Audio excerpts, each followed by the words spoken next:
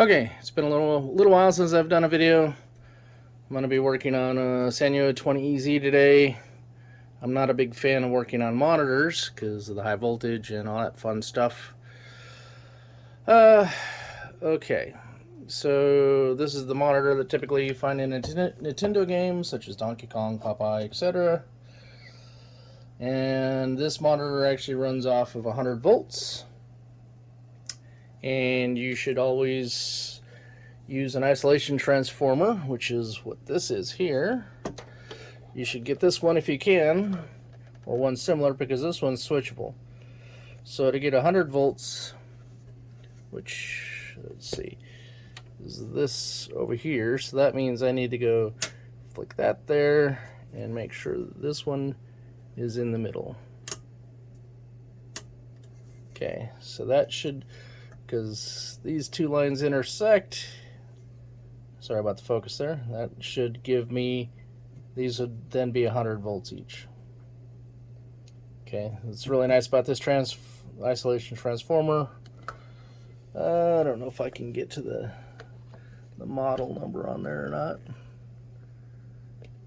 Let's see if I can zoom in on the,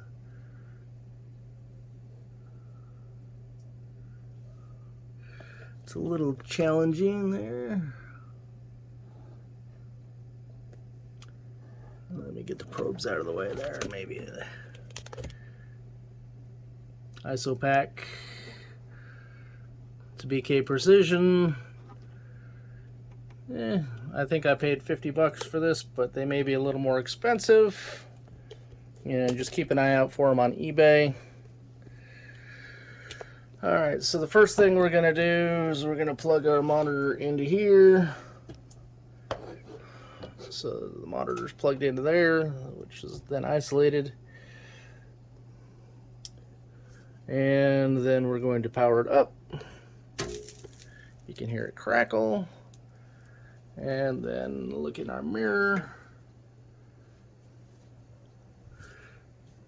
And then we'll look at, and this is what we're getting, a solid line. Now somebody brought this to a repair party and they capped it, and then this is what they got. So let's see if we can see the, yeah, a little. Alright, so we're going to go ahead and turn this off. Okay. Monitor's off. I'm going to just go ahead and unplug it, just as an extra precaution. And then I'm going to get out my discharging tool, which is, I'm actually going to use my high voltage probe. Let's just use the old-fashioned way to do it. See if we can get a nice little spark out of it. This is the part that most people don't like to do. So what we're going to do is we're going to hook the ground up to the frame here, making sure that you're not touching anything metal. I'm going to take this is a large discharging tool that I bought a long time ago. Whoop! See? You just see that pop. And I didn't even get it underneath the suction cup. And another little click there. And we're just going to hold it there for a second. And that should be good. Now you can use that. You don't have to use such a large screwdriver. It's just one I got a long time ago from Bob Roberts. Seems to do the job. Then what I do is I take a flat-bladed screwdriver and pop that off. And when you go back to assembling this again, this is the most important thing to get back on right, because otherwise it's going to flop around and shock the crap out of you and damage the monitor. I've seen it happen. At least the damaging the monitor part, not the shocking crap.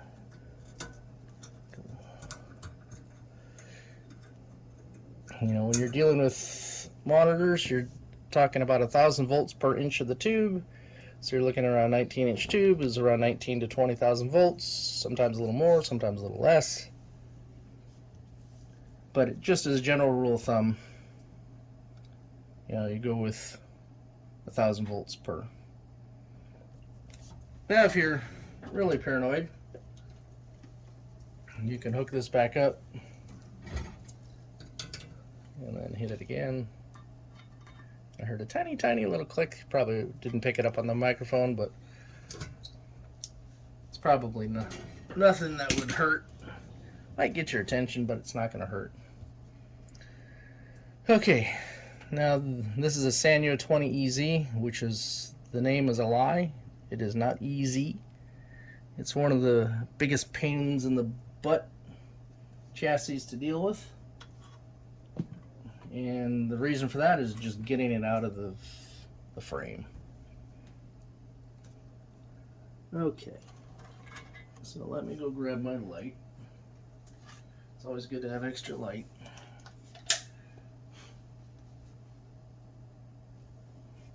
Well, I see they missed that when they put it back together.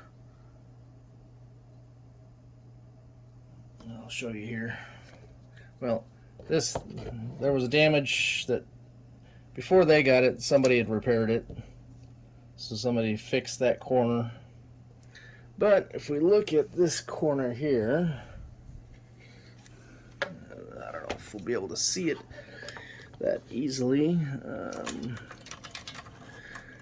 Right down in here, this corner is supposed to be inside this bracket. There's a little slot. See if I can get some light on that to make it easier. Probably it's not, the light isn't working real well, is it? See that little metal slot? Camera's having a hard time focusing because of the extra light. Well, the PCB is sitting on top rather than in, so when we put it back in, we'll fix that too. This here is your controls for video and audio. This is your audio amplifier. So if your Donkey Kong doesn't have any sound, it could be this. That's interesting. Why is that not hooked up? Oh, I know why that's not hooked up, because it's not hooked up in the cabinet.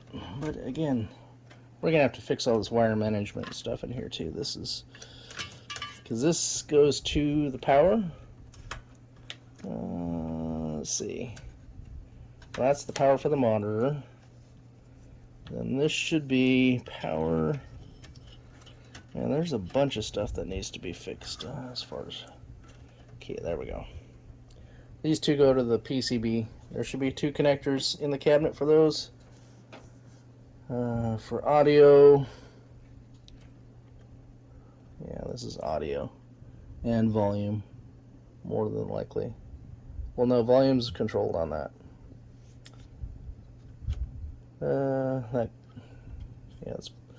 I believe that's audio, and I believe that's power, because that's power going into that. Okay, let the fun begin now. The disassembly.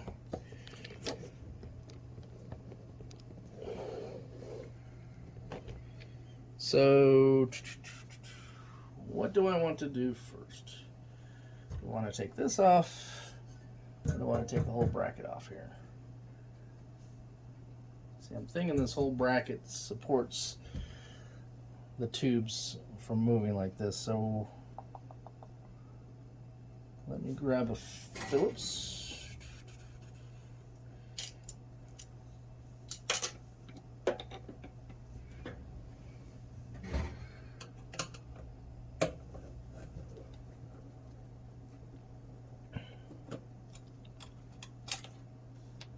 It's been a long time since I've disassembled one of these, so I'm going to have to sit here and remember how it all gets disassembled.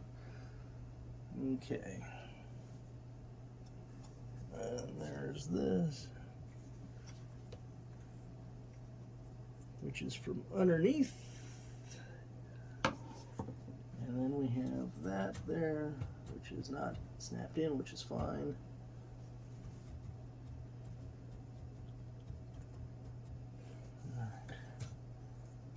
See, I'm going to take this off This will expose the neck.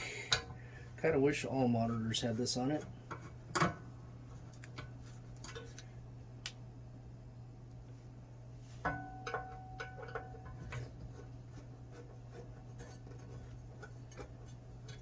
Okay, so there's 2 screws on one on either side. Yeah, you can see that. And then this lifts up carefully out of the way. Set these aside. And I'll set those over there. Okay, then this is your DAG wire. That's very important to have hooked up as well. And then we're just going to wiggle that off very carefully. Okay. Okay, and that goes into here.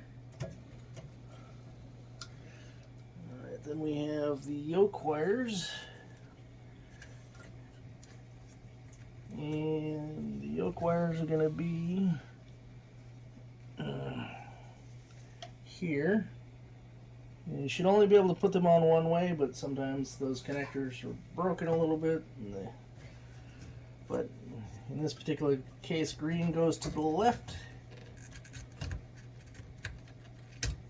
Okay.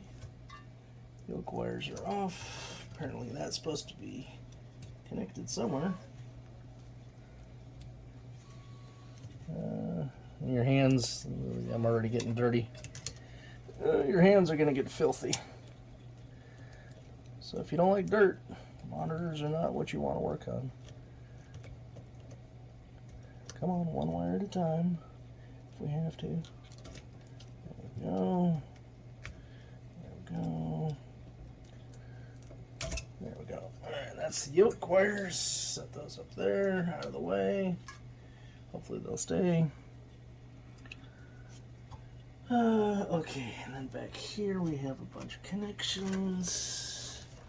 This is my degauss coil. That comes off of that. Well, actually that's not the one I want to take off.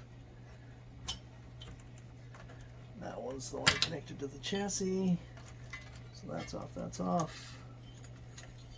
So in theory, we should be able to, once I take this screw out, I should be able to just slide it out that way. Okay, and that's the... Okay, I need to make sure I keep track of all my screws and everything, and where they go. So I need to set that on its side, which means I have to move all this.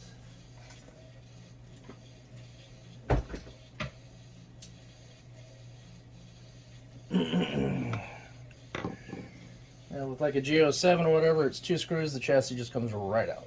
I think the K7000s are like that, the 4900s are like that. So the hardest one is this one, then probably the next one, other than some of the weird ones, but the most common monitors like would be the 4600s, kind of a pain in the butt.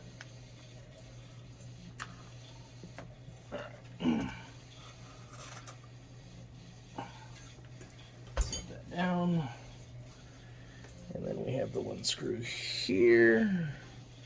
I don't know if you can see that. Probably not. Not the best viewing angle on these, but you get what you get with this one.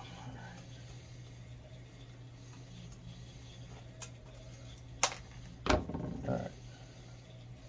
That's going to stay there because of the pegs.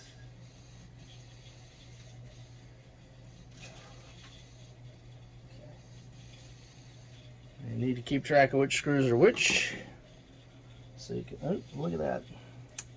See, that's wrong too.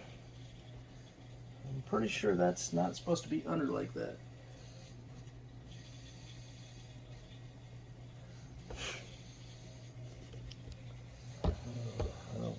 Pretty sure that's not the way it's supposed to go. It's supposed to be on the top. So we'll fix that too.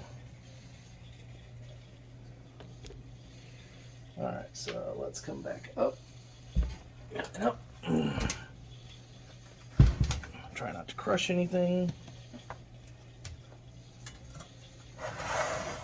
Okay, let's see. It comes out, it comes out.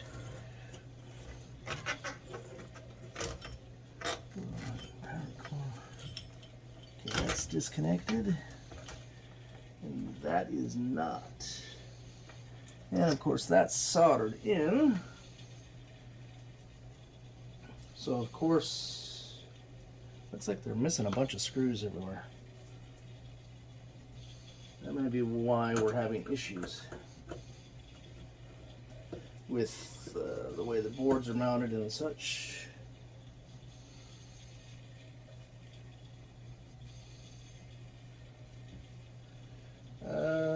Let's see here. I'm going to taking out more screws than I wanted, so I'm going to write down which one's which so that I can keep better track of them.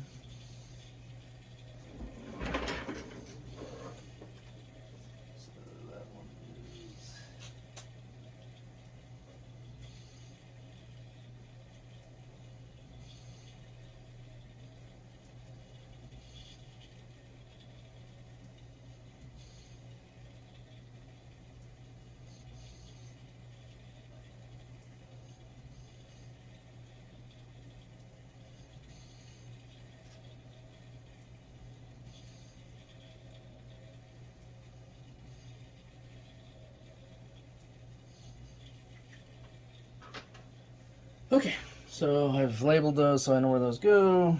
And this has got to come out, which means I got to see. This is the pain part. Let's see if you can. What I'm having to remove here. So I got to take this board out because this board is soldered into the main board.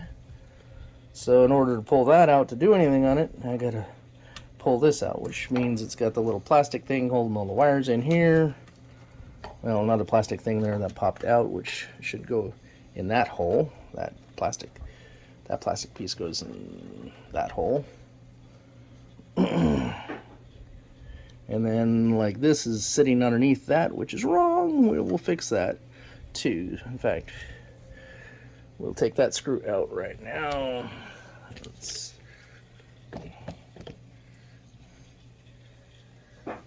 run the risk of shorting something out or damaging the board. Alright, we're going to put this over here, label it.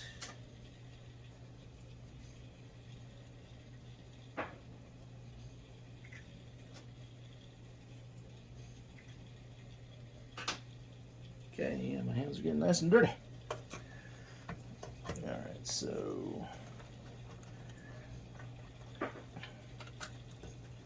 I just need it out far enough that I can pull the chassis out and work on it. I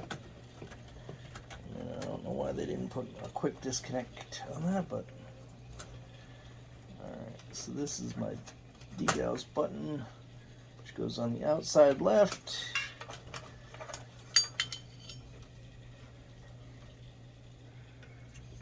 Get that out of the way. See, now they got a connector right here for that one. Nice of them.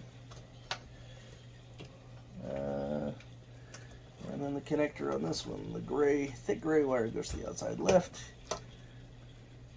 Now, in their infinite wisdom, they made these two connectors pretty much identical. So you can accidentally hook this thing up wrong, which many people have, and blow things up.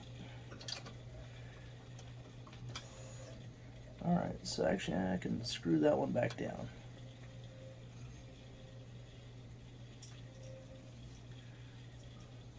Now that it's in there correctly.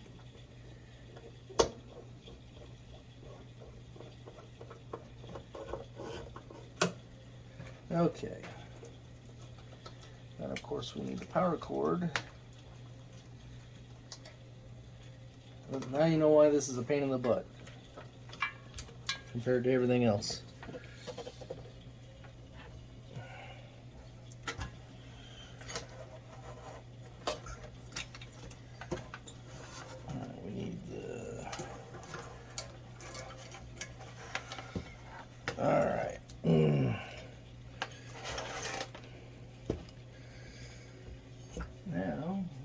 my flashlight? There it is. What we're going to need to do is we're going to need to go over all of this and check to see. I can already see some potential issues, so I'm going to have to put this on the bench with the microscope. So give me a second to set that up. Okay, we're set up on the bench now. Go ahead and start up my microscope.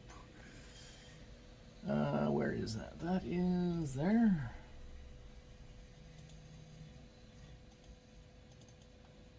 I'm going to take video.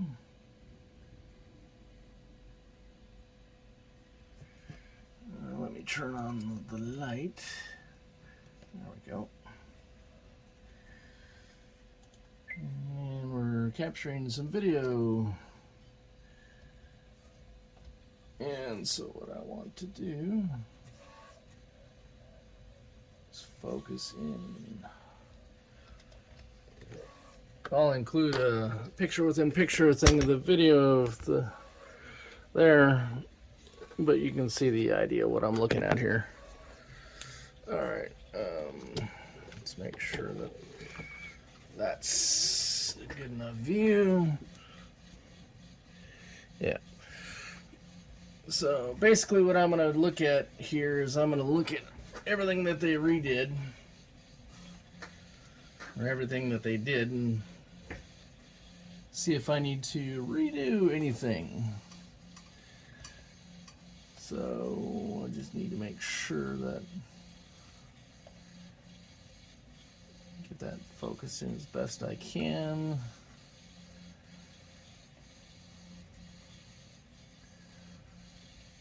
Definitely could use a little cleanup as far as flux, but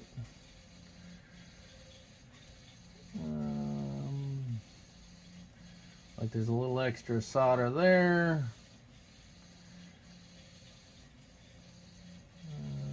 And we're going to be looking for cold solder joints and stuff like that as well, because from my understanding, getting cold solder joints on this is pretty easy to do.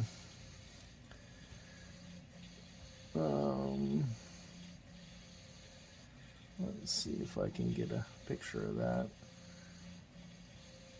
Let's focus in on that one a little bit better.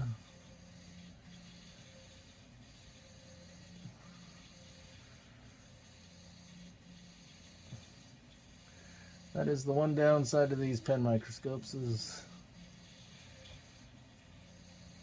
yeah, it's just ugly looking. So what I should do is get the cap map out on this thing.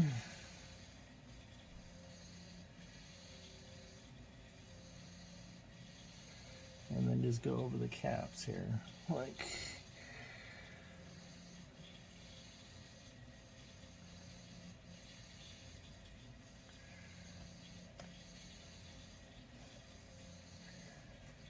and I may need to pull the schematics up.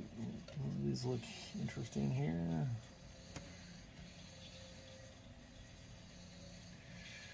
I don't know if I should put the longer legs on this thing to make it a little bit better.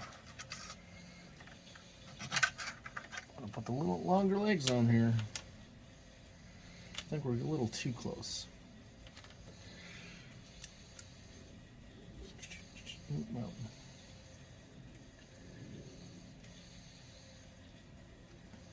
come on. All right.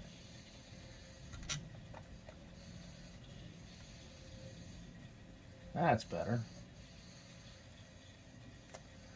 A little bit longer.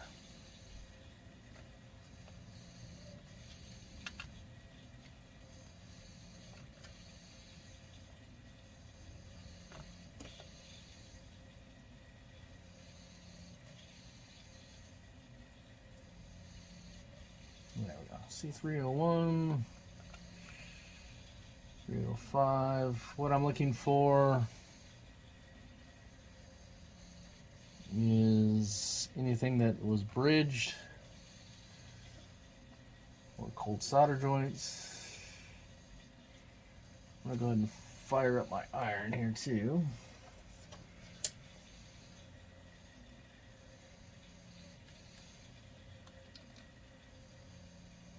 That looks kind of suspect.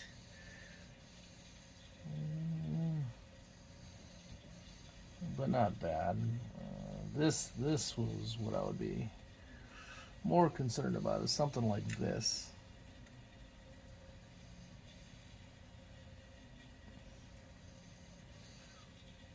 I need to clean that up. See what I should probably do, and that's, I think I'm going to do that now. Yeah, that one looks very suspect. Alright, I'm going to stop here. I'm going to go clean the board with some isopropyl alcohol, and then we'll come back to this, because that stuff might be hiding problems. Okay, we're back. If you looked at the flow chart for the 20EZ here, let's see if we can switch over to that. Come on, mouse. Thank you. Then we have vertical collapse. Yes, we already know the service switch is not there, so what it's saying is over here is that it might be 402 or 403. Okay, so I did buy some extras of those just in case. But if you look down here, this is 403 and this is 402. Look at this cap right next to it. It looks like it needs some help. So what we need to do is I'm going to set the camera back up over here, and we're going to test continuity between this leg and what it's supposed to be connected to, and this leg and what it's supposed to be connected to. And we may be missing connectivity, and that may be why we're not getting that's why we're getting the vertical collapse. If we do have connectivity with that,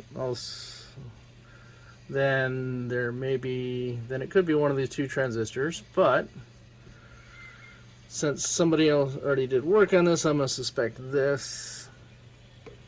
And then that looks kind of funky. We'll take a look at that one under the microscope, but that might be okay. I may touch it up anyway. We need to make sure that, you know, all these caps are, I mean, it's not horrible. I've definitely seen a lot worse. That kind of is iffy. I'll probably reflow the solder on that.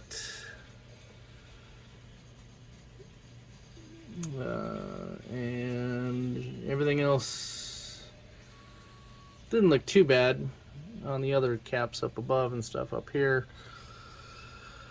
So we're going to start by trying to solve the main problem, which is the vertical collapse, and we'll go from there. So we'll switch back to the microscope here and take a look at this a little bit closer. We'll take a look at that a little bit closer, and I think there was another one nearby. That one up here, yeah, that one. So let me set the camera back up here.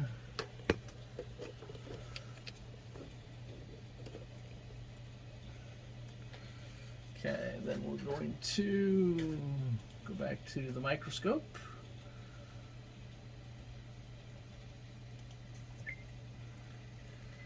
And we're going to go ahead and look at this one under the,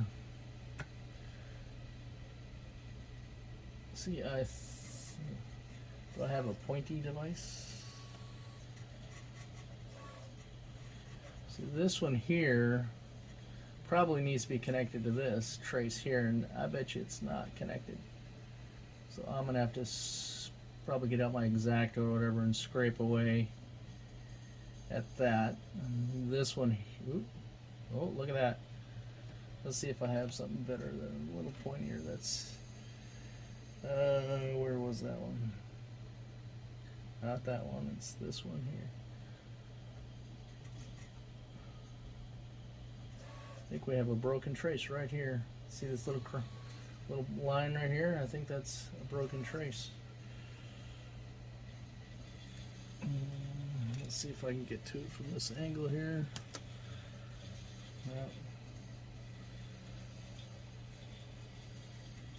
Let me grab an X-Acto knife here. Yeah,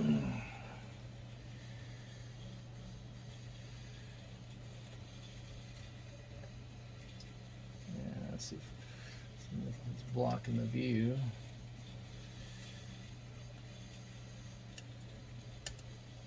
Yeah, see that? Get underneath it. See, look at that. Yep. That's a broken trace right there. Ta-da! So that is definitely our issue, or a issue. Yeah, see that one's moving too. Both of these are moving. So I may take this cap completely out.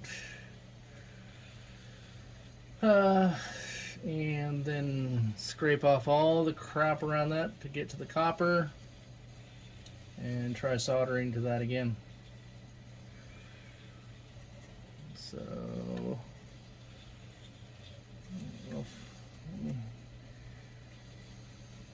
yeah, that crack.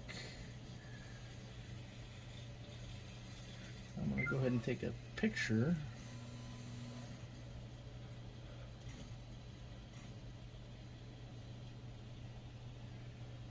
Okay, and then we'll go back to recording video.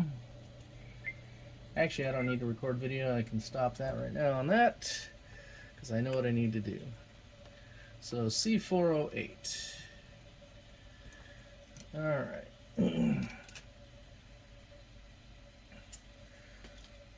What is C408 supposed to be?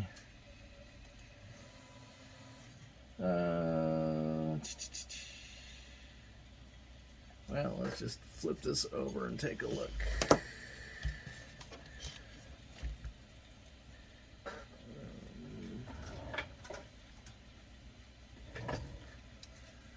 C408, where are you?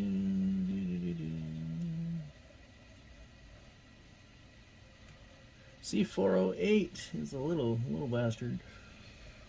Okay, so when I take it out, the negative is going to be going to that side, towards the big white, well, towards the big ass heatsink. Alright, so let me turn on my desoldering gun here. Don't need that in the way.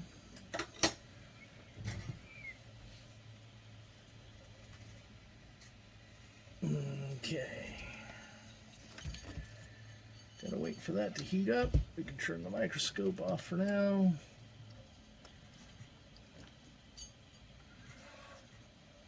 Where's my X-Acto? Let's see if I can.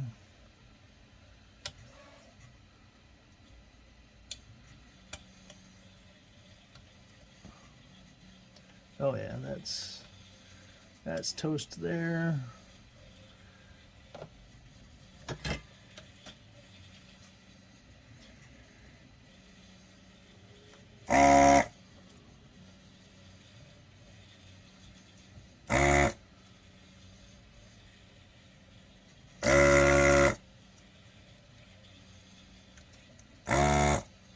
Oh yeah, you can see the traces. I may put a brand new cap in here so that I have longer legs that I can deal with. Because I don't know if that shows up on camera or not, but that is part of the trace. So let's take one UF at 250. I'm sure I have plenty of those.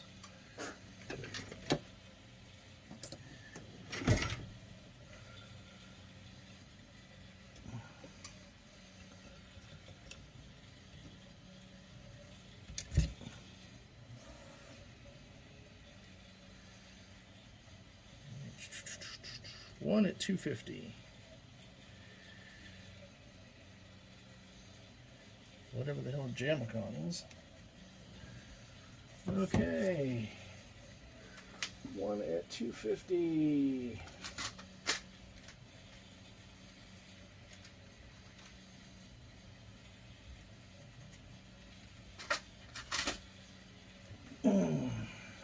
Okay, 1 at 250. So now we need to flip this back over. And let's see if we can.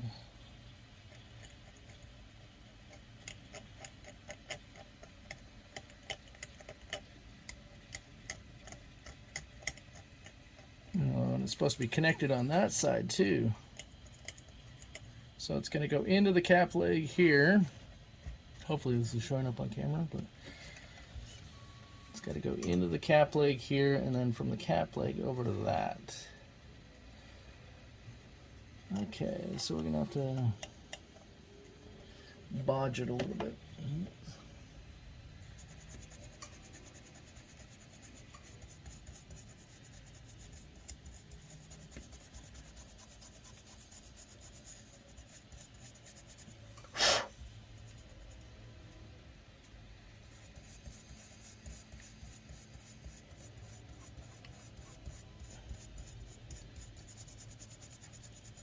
Solder mask on these are pretty decent, looks like.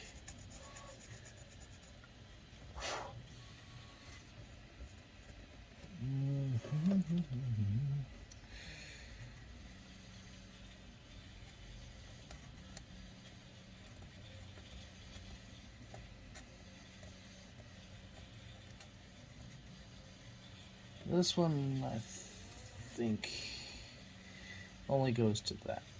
We'll look on the schematics, verify, but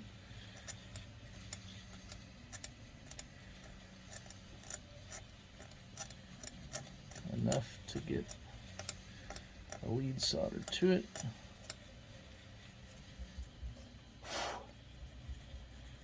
And then we'll take a quick look at it under the microscope.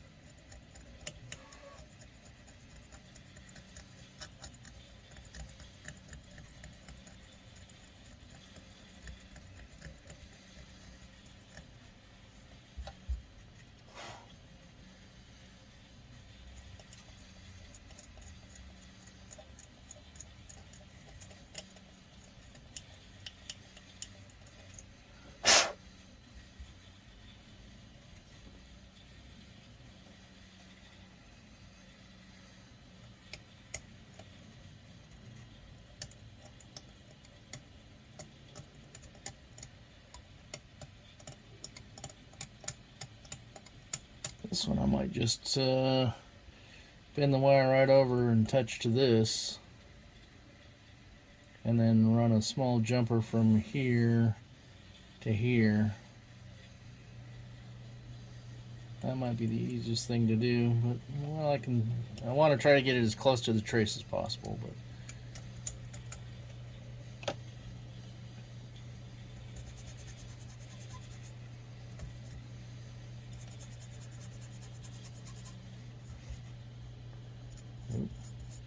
yeah, that one's, I think this one's still folding up a little bit here.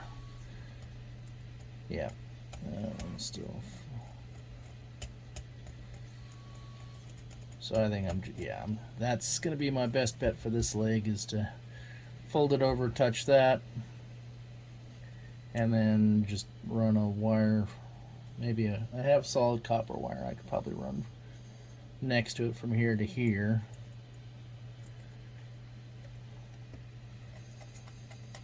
As long as it makes a good solid connection.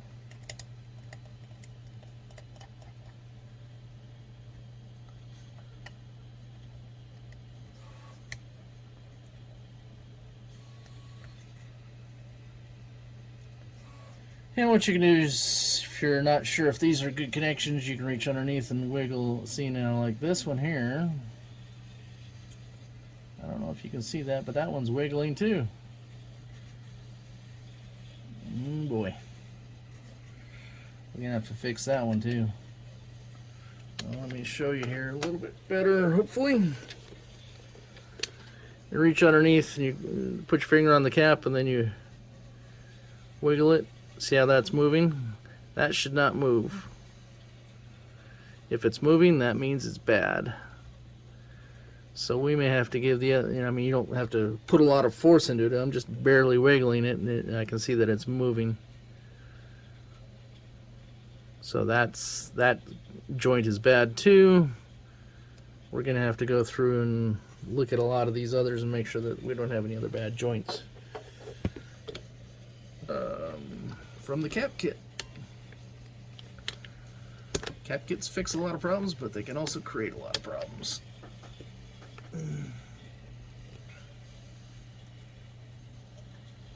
Okay.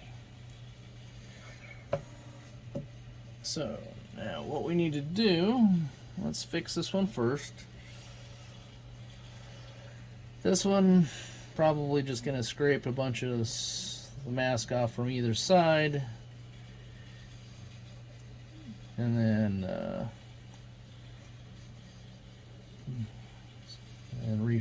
redo the joint on that one. Alright, so the easiest one to gonna be doing first is probably that one. This side, and then we'll have to worry about that side. I'll want it 250. Alright, so we said negative goes towards the big ass heatsink.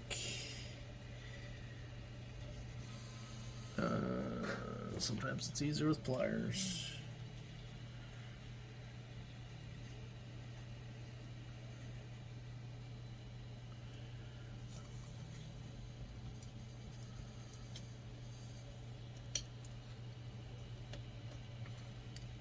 Okay, so we're in.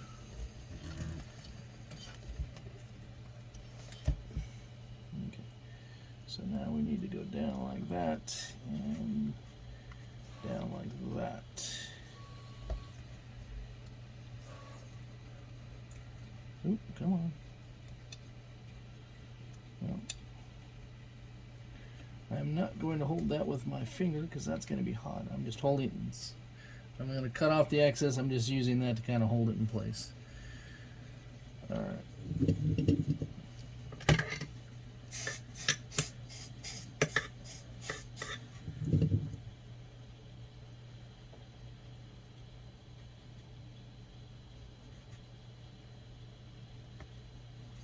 I told you it was going to be hot. Where's that damn needle nose pliers?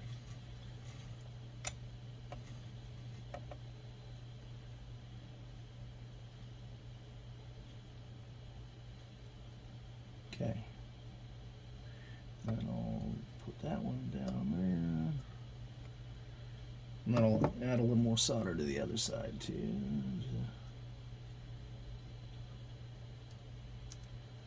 Where are my needle nose?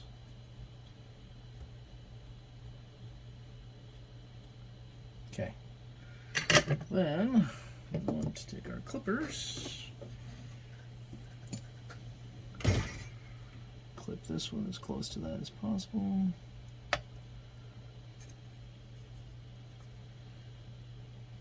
don't know if I can use that to.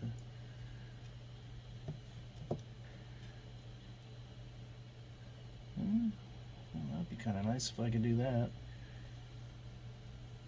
Use the remainder of the leg there.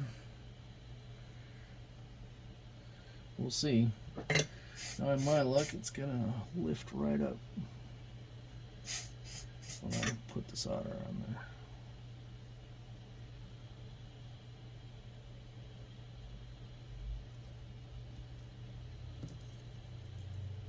See, this is what I was afraid of.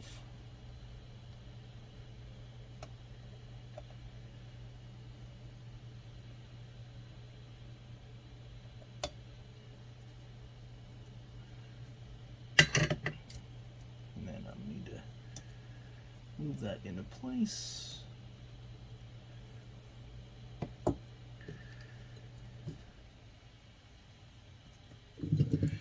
This is the tricky part, right?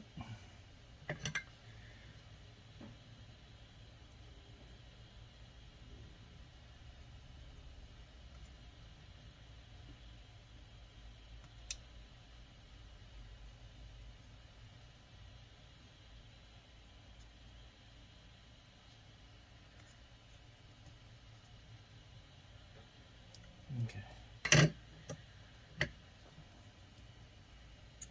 Grab my meter.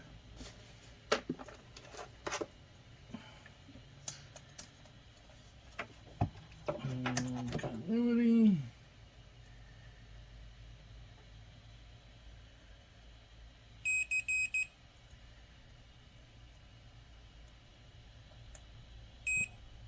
Really? It's not even doing that?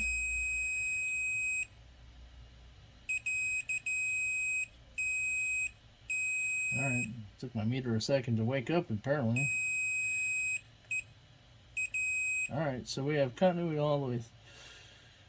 Probably not going to get anything there. Put that in diode mode.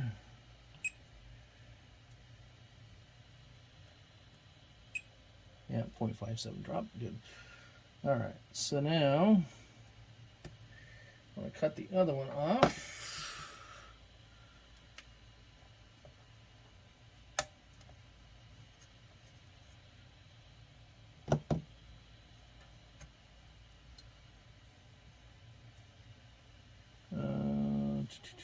So that one goes around to that. Add a diode mode again.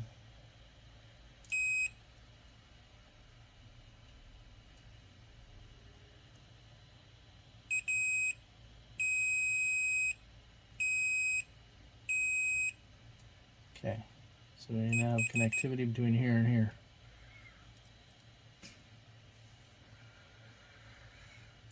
But I might want to touch up that solder a little bit. I don't like that big blob on that top one, but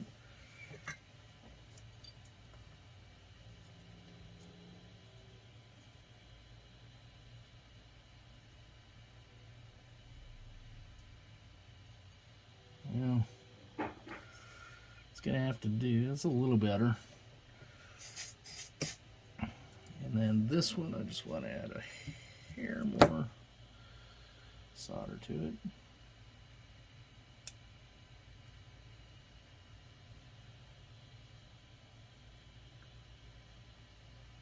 A little bit bigger blob. Give it a little more strength, hopefully.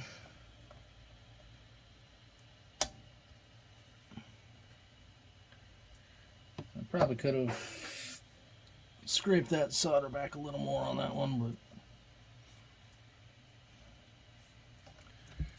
alright, where is that cap? That cap is right there. Nothing wiggling about it. Alright, C471 is 110 and 160. I'm sure I have those.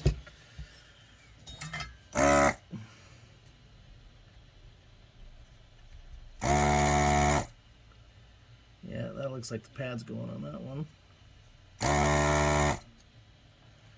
And where was negative? Pull that out. Negative is towards me. Oh yeah, that's coming right off.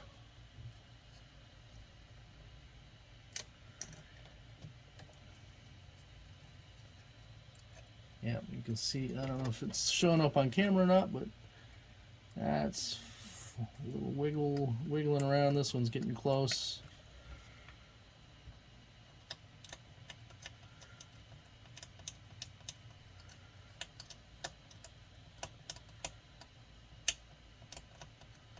So scrape away some of the solder mask here so we can get some extra oomph out of it for soldering down.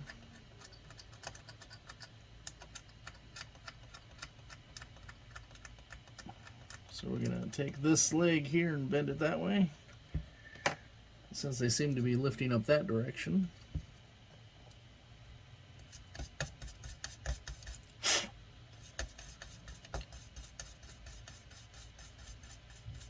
Oop. Yeah, you can see that folded right over.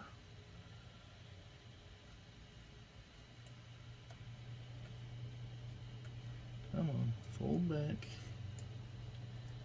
I'm going to go ahead and scrape away a little bit on this side too, so that we can flow solder all the way around it.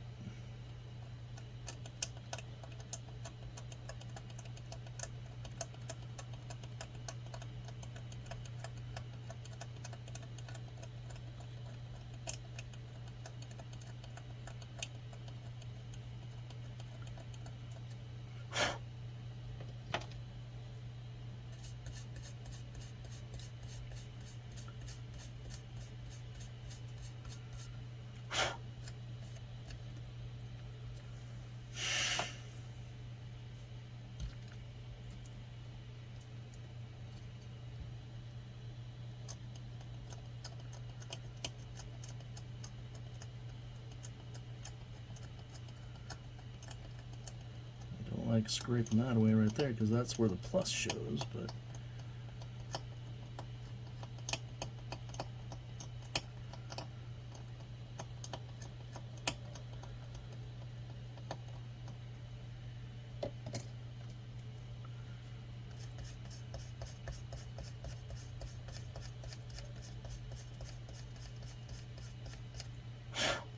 so both legs are going to get bent towards that side.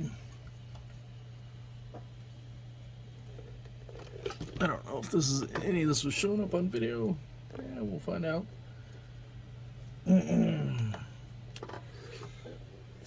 I'll show you what I did here. So I scraped the copper off of either side of these. I'm going to bend the legs this direction here, and then I'm going to solder it, and then I'll put extra solder on this side here to make sure that these traces connect through. And that'll fix that cap, and then I will go through and wiggle test the rest of them.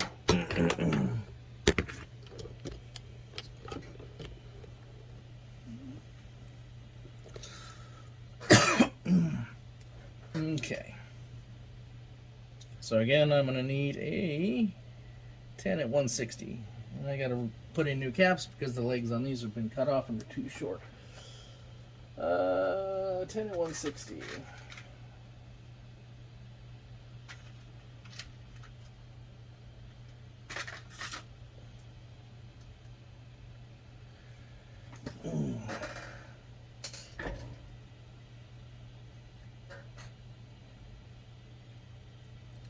Negative towards me.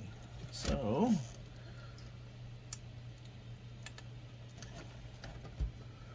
okay, so I'm going to bend that one over that way and that one over that way. Just like that. I'm going to trick here. I think I'm going to use tape. See if that'll hold it down. Don't know if it will or not. We'll find out here in a second.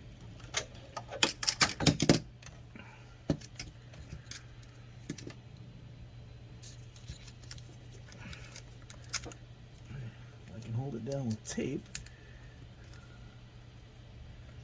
That'll make soldering a lot easier. Okay.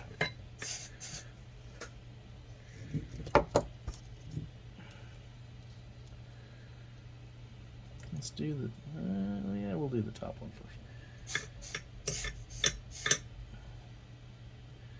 Come on, get all that crap off there. It's still got a little bit of crap on there, but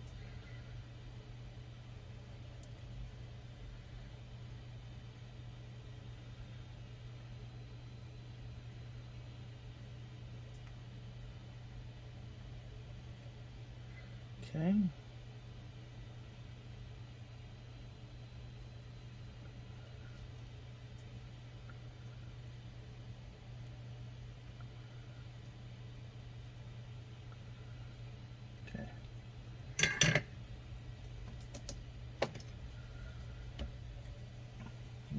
The tape on there to keep these from flying away.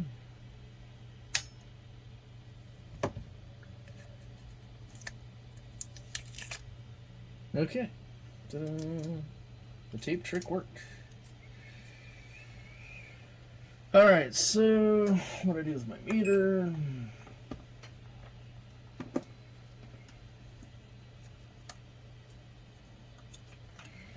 Always check your work and always check both sides of the component.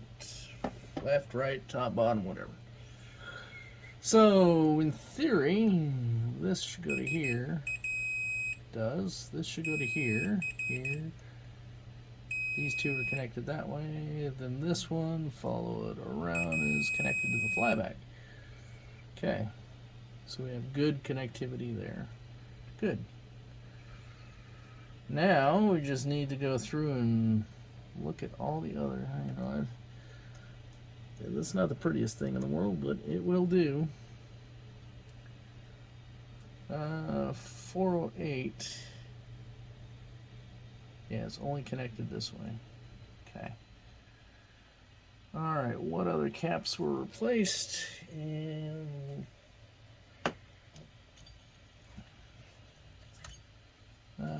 this one here, C464. Looks like they did not get enough solder on that.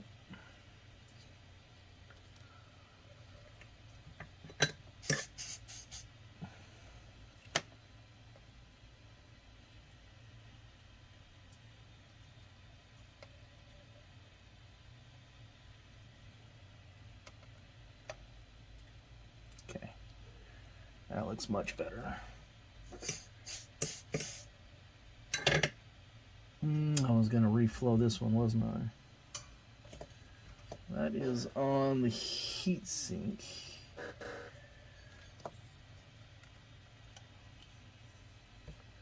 So I'm just going to take the solder off of that.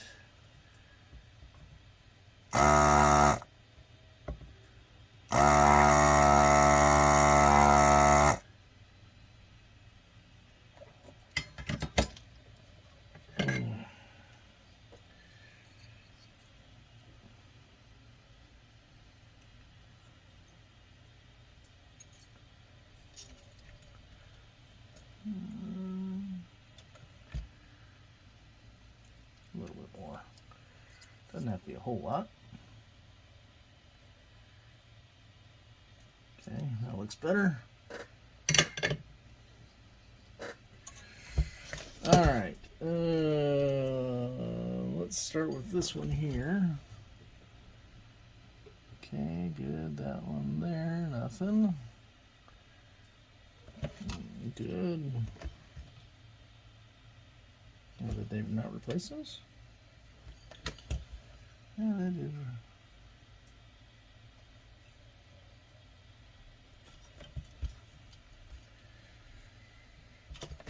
The big ones would be the ones I'd probably be more worried about. Okay. Okay. Okay. Yeah, that one's good. That one's good. That one's good. Yep. I don't think those are actually replaced though. But it never hurts to check for cold solder joints. There. There.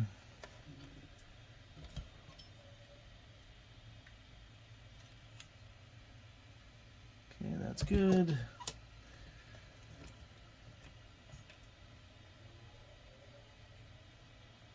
That's good. Some of these are going to be a pain in the ass to get to, huh? Let's take a look down here.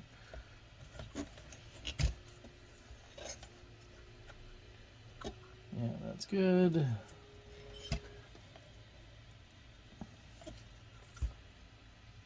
Yeah, okay. Yeah, that's good. All right. I think we're good to go. I do not like that though. So we are going to touch that up just a hair.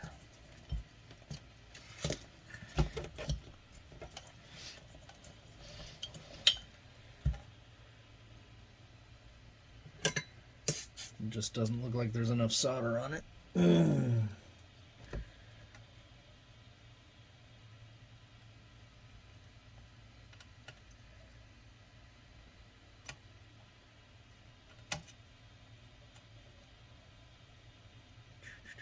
That looks better.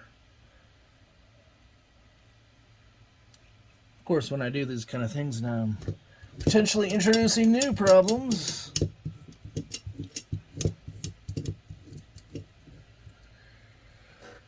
But hopefully not. Okay. Turn all that stuff off.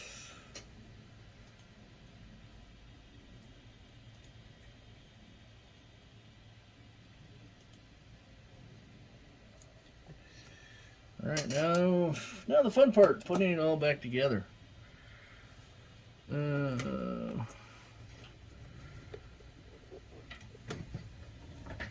Okay. Oop, I don't want that in there. All right, let's. I don't know how much of this showed up on the video, but.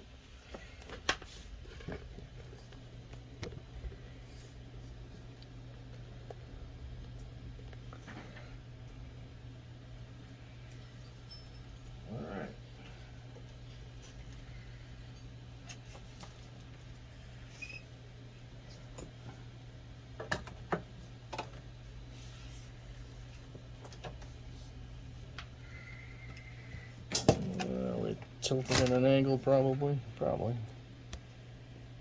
That's okay.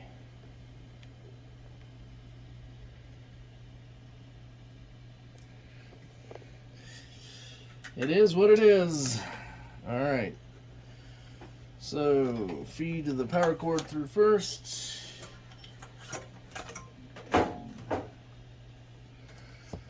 After you untangle it from everything.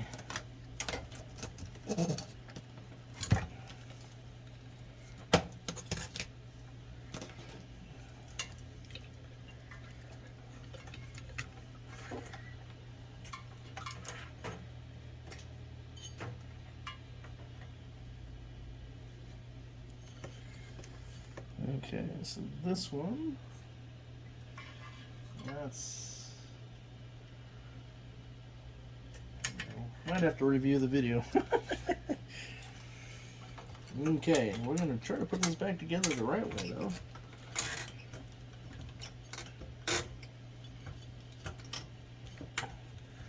Maybe.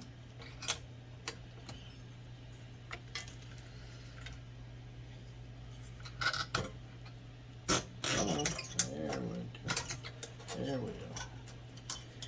Now the back corner is to go in. Well, let's see where they may have done it the other way, but there we go.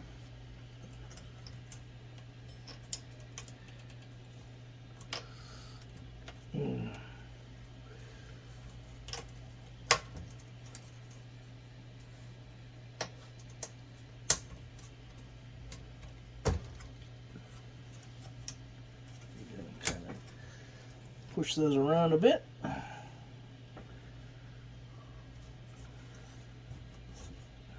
got to be one in the middle or something that's messing me up, right? Yep. Let's see here.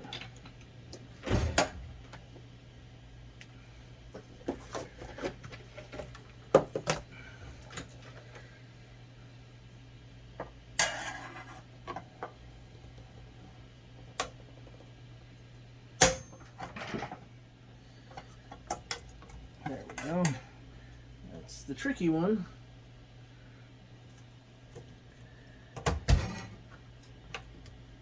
Yeah, that, in this particular case, the disassembly on this was pretty easy because they didn't have all these little white clips already in place. So I didn't have to sit there with needle nose pliers and unclip everything. And that's why this broke here is because that wasn't probably lined up correctly. Alright, so this comes back out this way.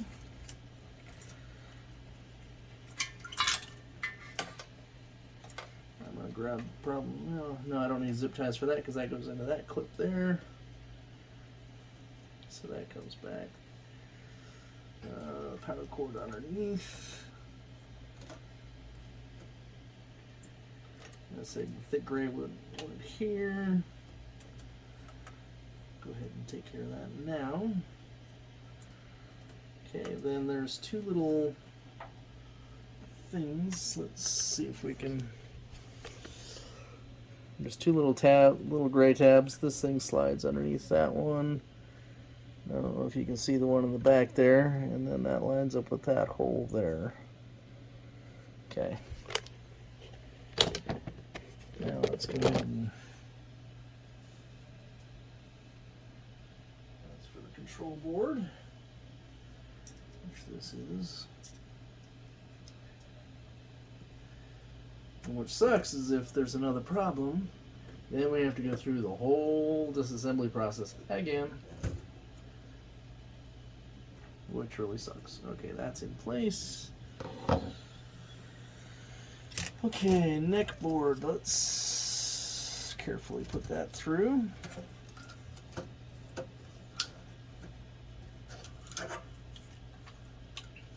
Like that. Don't necessarily need to connect it right this second. That goes over there.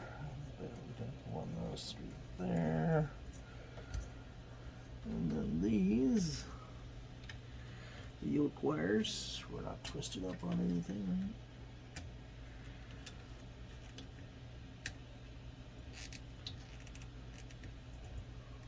right?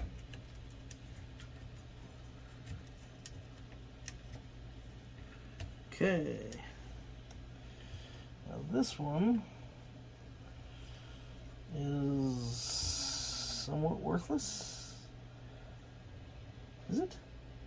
Where does this go? Oh. You know what? That's what we're missing. That's why this one seemed easier than before. There's a metal cage that's supposed to go over the top of this. And then this clips into the metal cage and holds the wires there.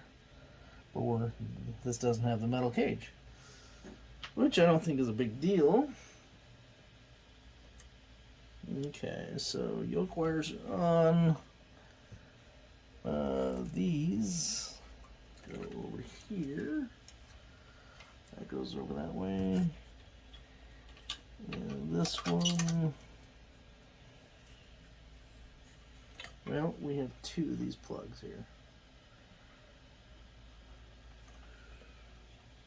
This one is the other one that goes here. JC. Are they both labeled JC?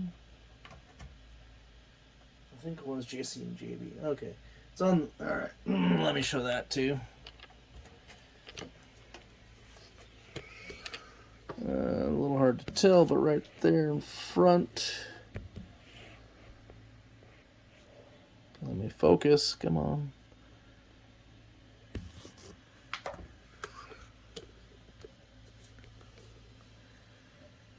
Says JC there, and then if we hold the wires back, you can see that it says JC on that connector. That one says JB there. Let's get those wires out of the way so we can see that. It says JB there.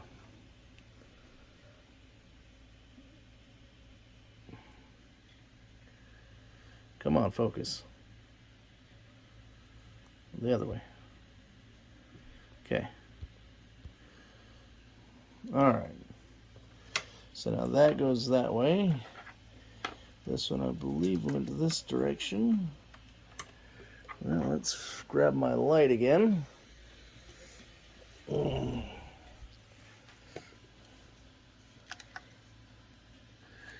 that one says GB on it, and the connector says GB on it. And the one back there says GA. And that one says GA. So make sure we're okay. Now this one goes to up here.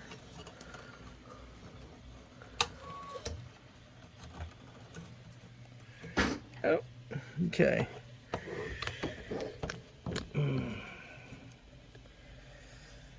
Okay, so then that's... Alright, now we're going to put the neck board back on.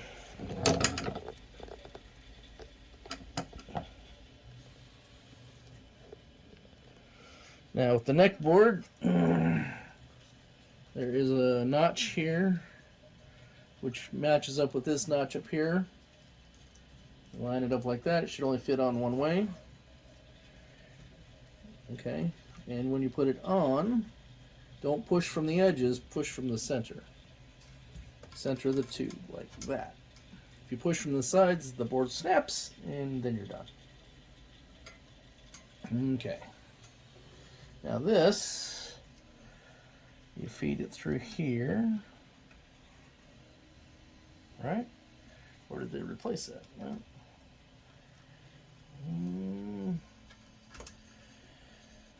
Maybe they... No, maybe they did it this way. That could be. Just to hold it in place. Make sure that is connected. Make sure we're not on anything there. It's okay if it touches the plastic. It's fine. It should be fine. But I'm going to put it up that direction.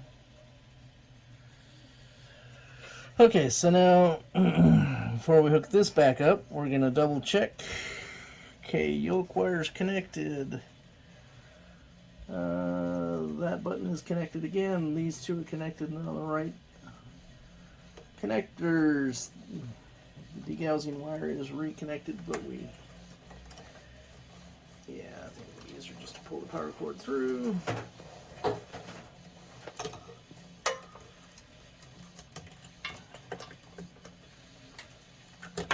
Okay, so all that's, put the power cord aside, and then this goes in there, and then one wire at a time, put them back into here. Actually, I think I put one wrong wire in there. That one I don't think goes in there. This is the fun wire management crap.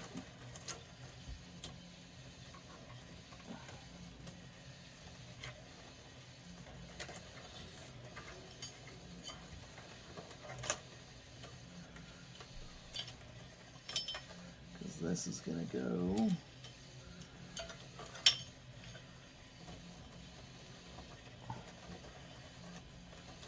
out that way. Okay. Now you can see why these are such a pain in the butt, right? Yeah, I think I want to do that too.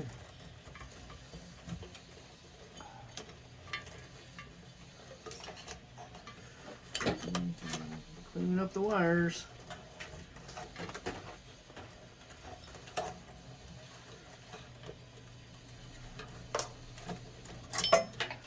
Okay, so that's all by itself now, yay!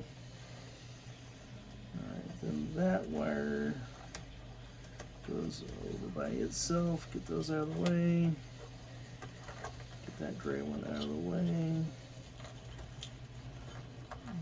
then push the wire in.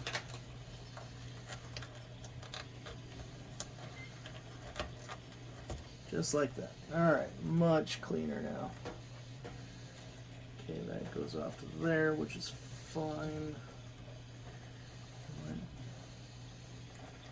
Should probably just, I don't know if well, let me grab a zip tie and add a zip tie to that.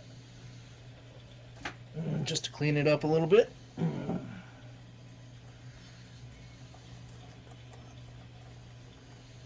Just so there are no wires.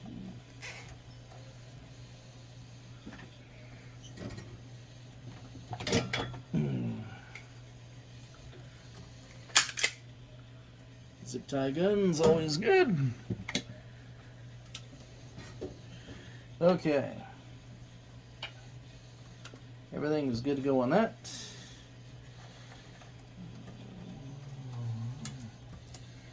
fine. Now, hooking the second anode back up, the most important part. So what I like to do, these tubes can build up a little bit of a charge. See, I don't know if you saw the spark on the camera. Excuse me. If you did, it's built up a little bit of a charge, and now that won't go into me. Then I just use a small flat-bladed screwdriver. What did I do with my small flat-bladed screwdriver? Yeah, that one will work. Okay, so it's got two little prongs here. So one side's going to go in on the bottom. And I didn't need a screwdriver for that one. And tug on it. If it comes off, then you better redo it, because that means it wasn't in there right. Okay. So what are we thinking the odds of this not being collapsed? And hopefully not smoking. Which means I need to get my TPG out.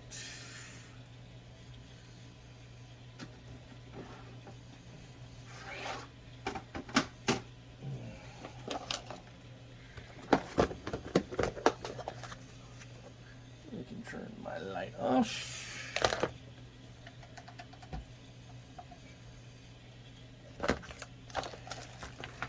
And I have an adapter already for Nintendo.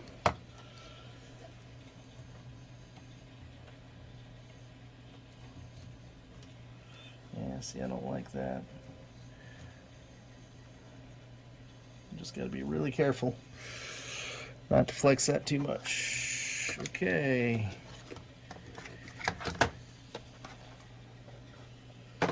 So, double check. Second anode connected. Return wire, yoke. All the other plugs in the right place. Okay. It's showtime. Let's hope everything goes the way it should. Alright, let's see what happens.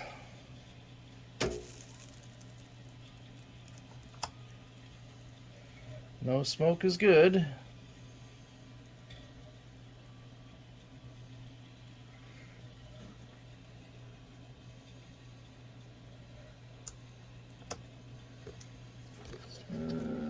No vertical collapse.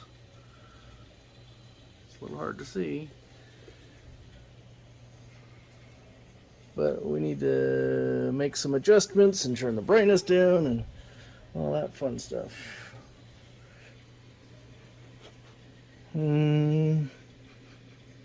we smelling anything burning?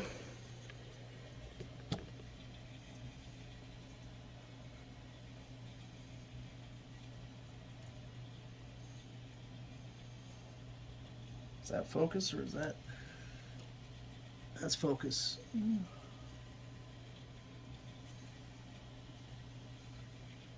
I smell something.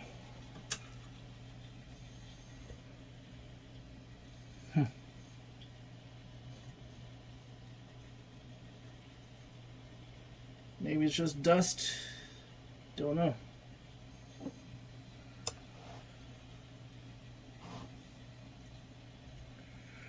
Okay.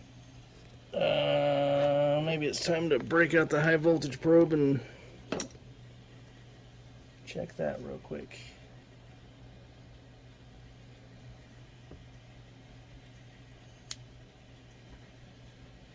But nothing went poof.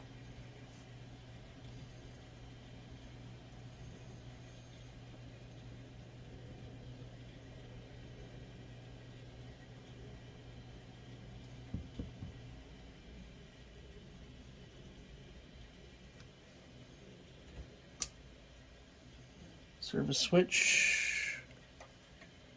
Yeah,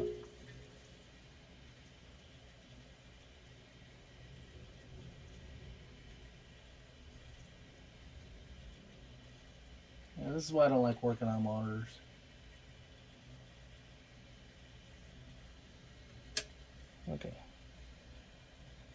See, I can feel the hair raising off my hand. Don't like that. Don't like it one bit. Okay, break out the high voltage probe.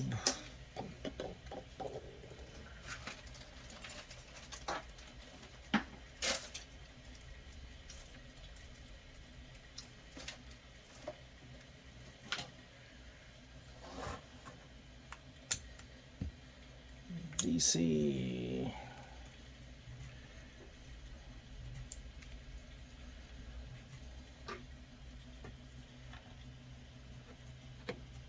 Okay.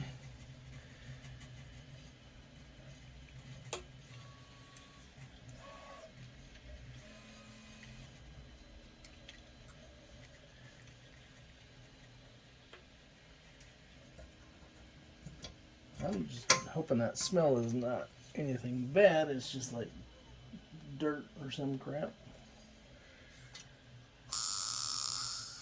Choo, that had high voltage.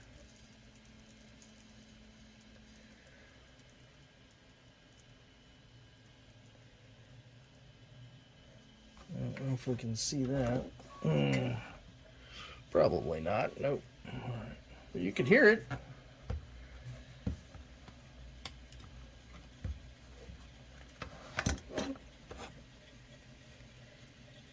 Let me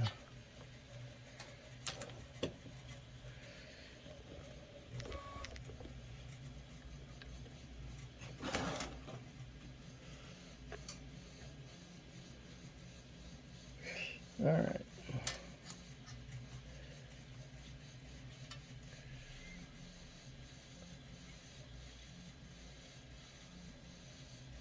All right, practically nothing. All right. So the best advice I was given was touch this first, then turn the power on. Ooh, I think that's too high. I think that's way too high. So where's our B plus on this thing? Oh crap, it's one of those crappy. Damn it. Now the reason you want to put this in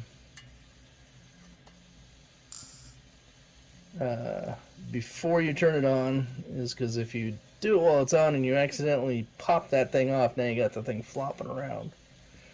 And that would be a bad thing. And this is essentially the same thing. This is discharging the monitor at the same time because it's not on. I think I might want to replace that B plus pot. I also need to research what the B plus should be on this thing. And where to measure it. So let's make sure that's off. So we're going to come over to the flowchart.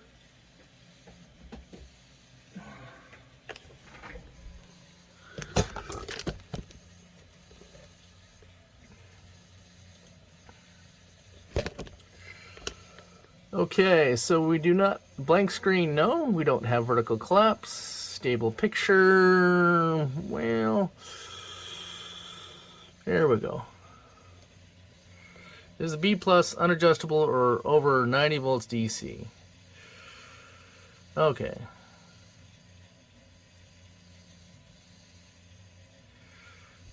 Question is okay, is the B plus unadjustable? Yes, suspect bad flyback. Is B plus unadjustable under 130 volts DC? Suspect bad Q904.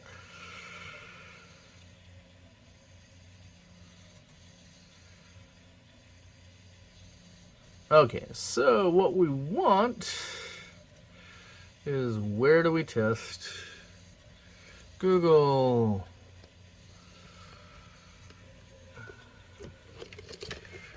It's been so long since I tested it, I don't remember where it goes. So we go, where do you test B? Oh, come on. Plus on Sanyo 20 easy. Good old glove.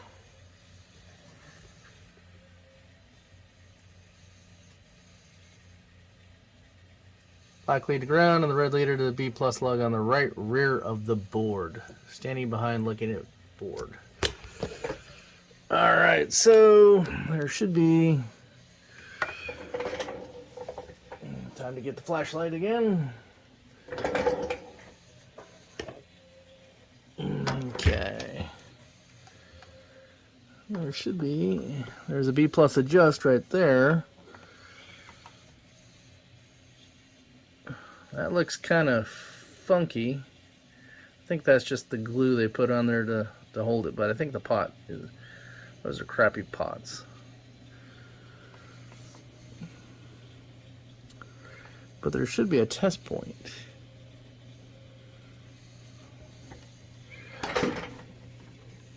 Alright, where is your test point, mister?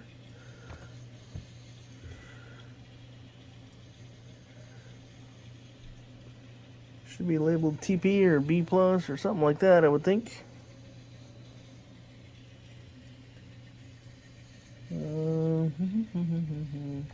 What is this? Well, that's vertical adjustments, so we don't care about that.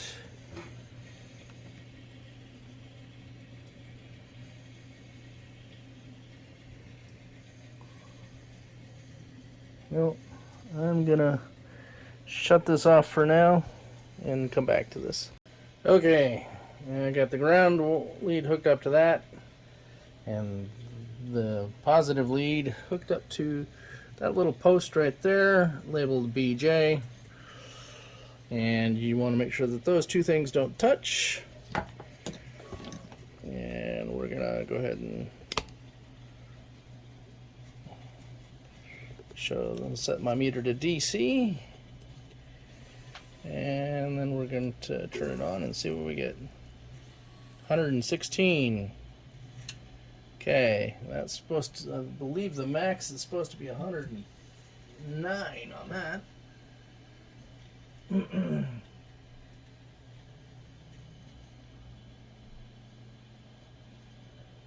Sorry, 108. So, pain in the ass part is that pot. It's in a really stupid spot. Stupid spot's a technical term. Now I just need my monitor adjustment tools.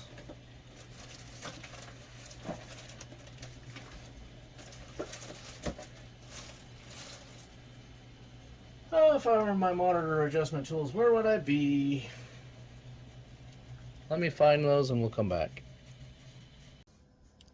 Okay, back at it. I had to go ahead and pull the chassis out again to measure the pot, which is over here somewhere. Let's see. It's over here. I'm pretty sure it's over there somewhere, maybe. Maybe it's on this side. Let's flip it over and take a look. Well, that is the back left corner. We're getting all tangled up here.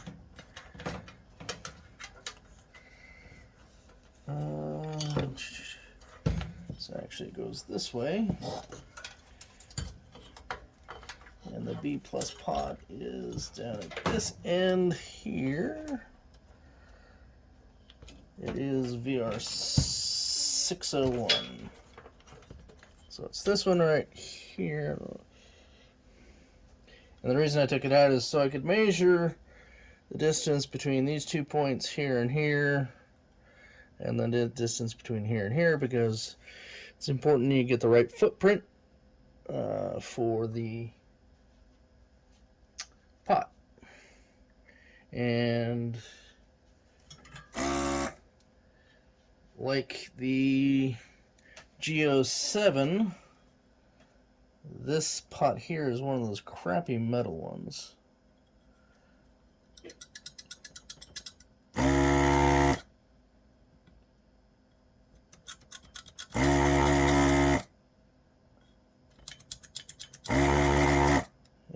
this pot controls the B plus voltage. Think of it like controlling your 5 volts on your power supply. That's essentially what the B plus is for. And do not drop that in a monitor where you can't find it. See, it's one of these crappy metal ones. And they have something on there. It looks like they, I don't know what particular material it is, but it holds it in place so that once they set it at the factory, then it won't move. But once you do a cap kit, then you need to go ahead and put in a new pot, usually, because you'll have to adjust the B plus, and trying to adjust that thing is a pain in the butt. This is the replacement pot. It is, I believe, if I remember correctly, it's 50K. And I got these from Bob Roberts. Yes, he's still selling stuff. And yes, I still buy stuff from him because he has a lot of stuff that sometimes you can't get. Okay, so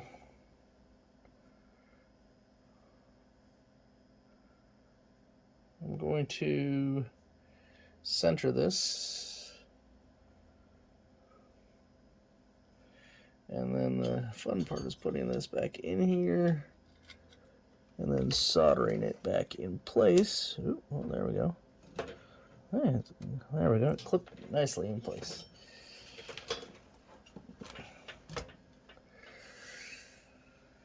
Okay, so hopefully my soldering iron reaches. It should.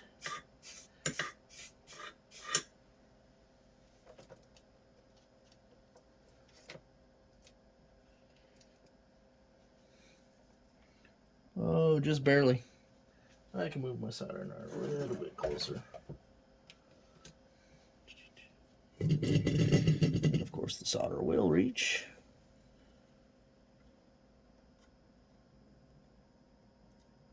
Come on.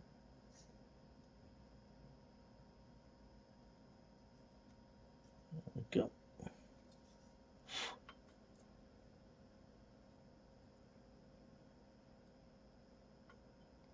Nice. I probably could have moved this over to there, but it's here. I probably will move it back over there anyway because I want to take another look at some of these caps.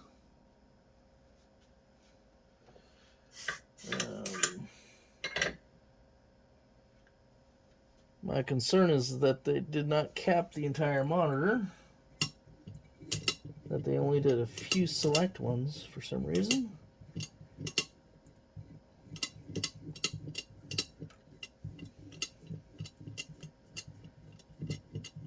Okay. Nice clean solder on those. And usually the way you can tell that, that's good. I'll grab the camera here and move it in a second. As you can look at the soldering on the bottom. If it's kind of dullish, then they probably didn't do anything with it. If it's shiny, then they replaced it. You can also look at the caps.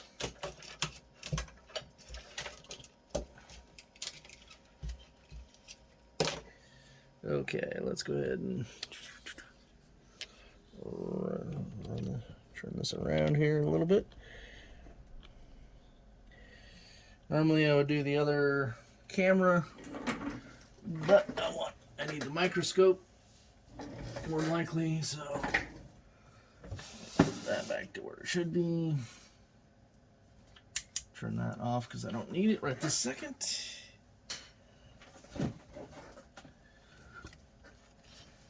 Okay.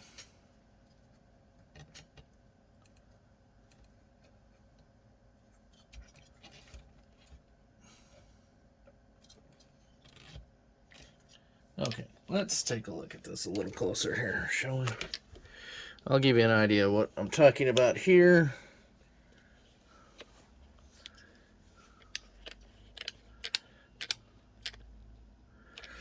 If it'll focus, like C465 does not look like it was replaced. You can, where's the...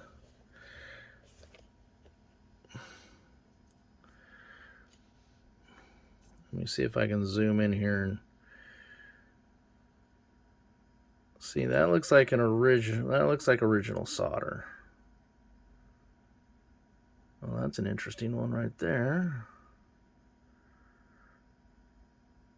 That looks kind of funky, but that might just be. I'll have to take a look at that. Actually, looks like a tab, but still, that looks kind of funky. And that one looks kind of suspect.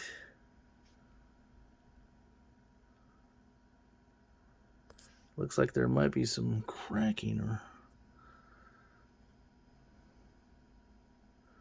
might be some cracking right around the opposite side of where my finger's at. The solder definitely does not look that great. So we're gonna go through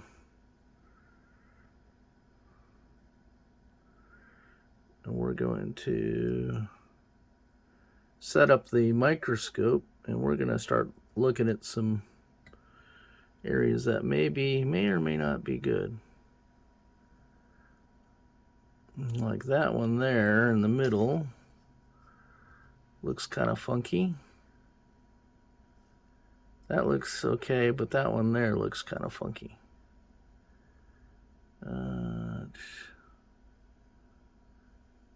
Okay, that cap looks like it was replaced, because you can see how it was shiny compared to like these. These are kind of dull. So that one looks like it was replaced. Not sure why there's a jumper wire there. That may I don't know if that's factory or not. Interesting. Following the trace down to that. I don't know why they would have put that on there if it wasn't. Alright, so let me put this back to regular zoom here.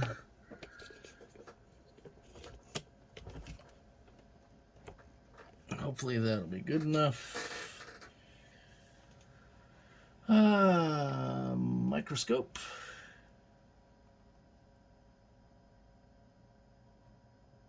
And dock that over there.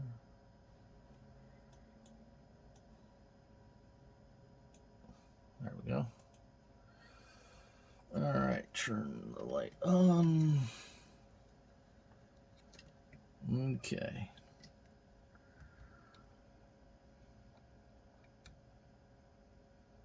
Yeah, the one with the wire looks fine.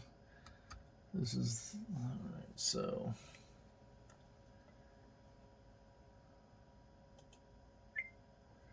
Okay, so I'm looking at the one that was kind of suspect. It was clipped off. It's not, I'll have to, so that there, I'll test that with a meter. In fact, let me do that right now. Turn my multimeter on here.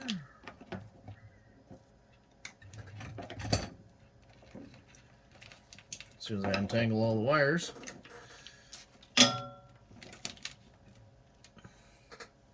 Don't need that right this second.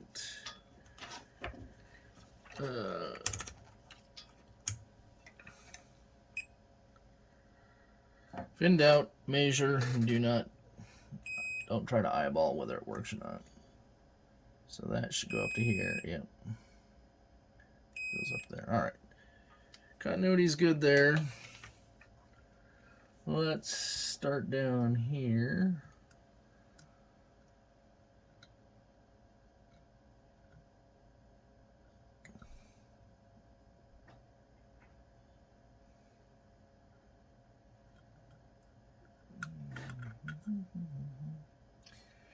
what I'm looking for is little cracks around the pins.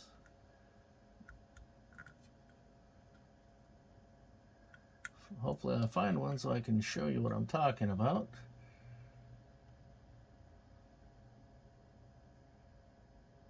And this is probably, with as old as these things are now, and once you handle them, then it's probably a good idea to go through and check all this stuff, because you're going to flex the board, which will cause these things to crack and cause all sorts of problems. You might be chasing down a problem when it's just a cold solder joint. Okay, that was the repair work.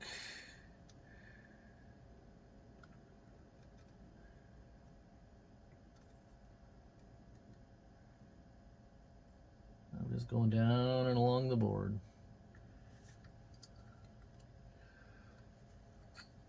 I would use the rail, but spin it that way so it goes the same direction I'm going. I guess I can throw a rail on this, maybe? Nah, I don't need a rail. This is pretty... See, like this one here is kind of suspect. I don't like the way that looks, so I'm going to reflow that one for sure.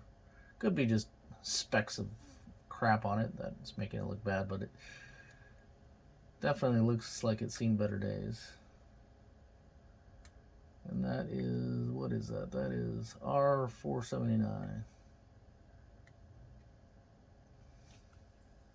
So actually I need to turn that back on.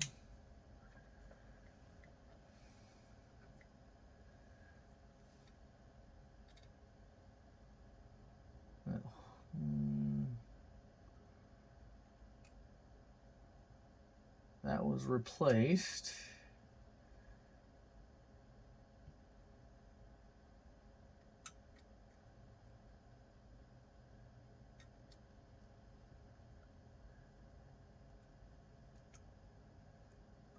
Now this is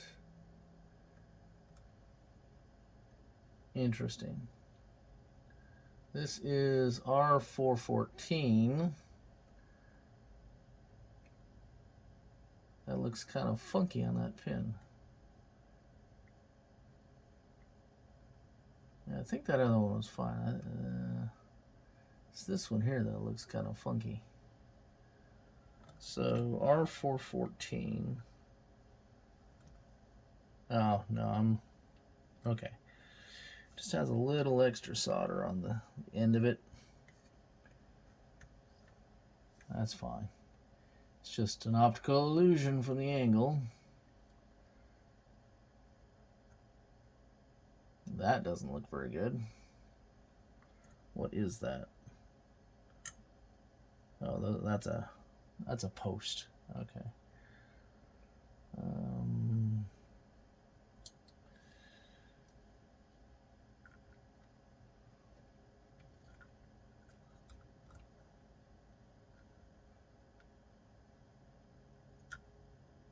This is probably the part you can skip forward through.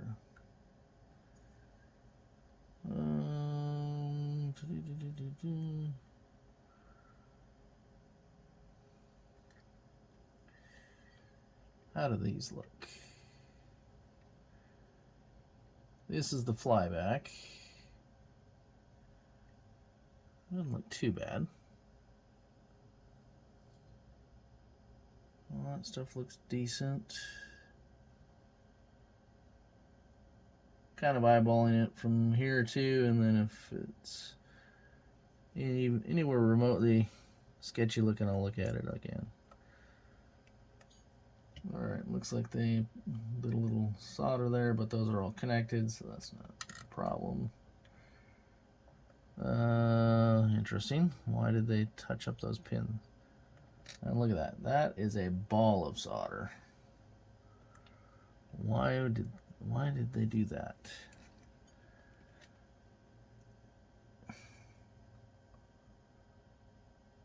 And this might have been done prior to the person that had this monitor. So we're going ball of solder bad. That one's kind of iffy.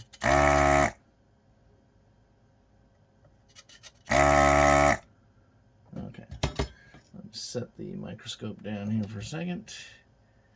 It'll probably fall over.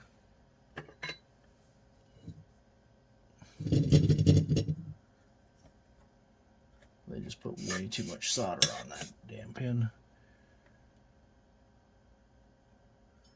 Like that. Like that. Like that. Okay, instead of being a giant frickin' ball, I don't know if you can tilt it a little bit here and get a better angle on that. Has that got a little extra on it, maybe? Okay,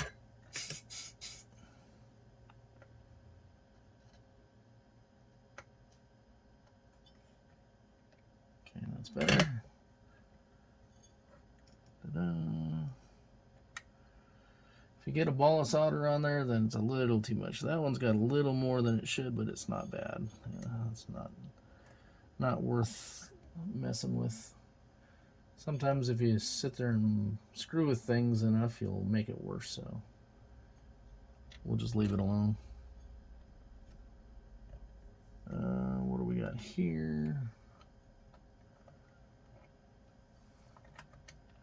C452.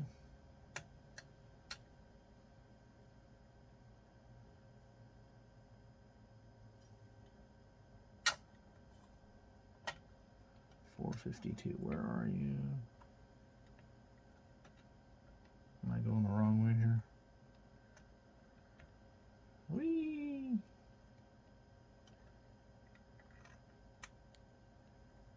Actually, all right, so I'm completely upside down now, right? There we go. 452. There it is. Focus. Sometimes it's not easy to get the exact focus you want.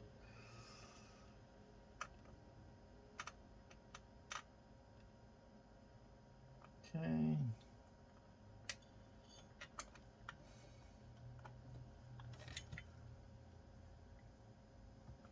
Yeah, they did do quite a few caps on here, so. 202. Again, focus is.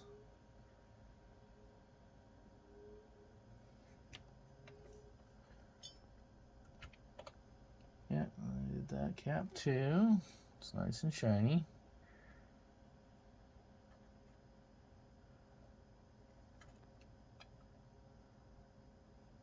Okay, then. Give the connector a little wiggle test too over here in the corner. Not seeing anything moving around. Bit of a blob on that connector, but it's where it was broken, so I'm not seeing anything ugly.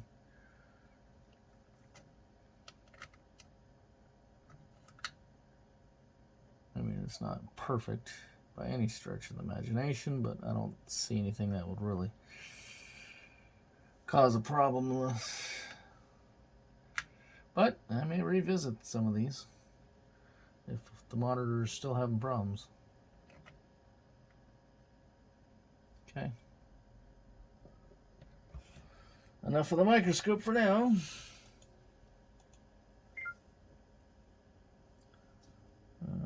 Let's go ahead and turn the light off on that.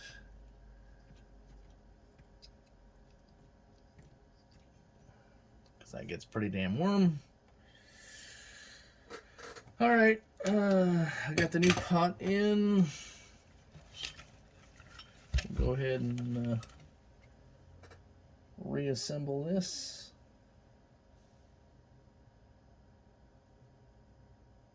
Not really sure why they did it this way. It is just a diode. Or Zener diode, actually. Probably would have been okay just to jump it right here in the corner. Right? Oh, I see why they did that, because they have multiple points they're jumpering.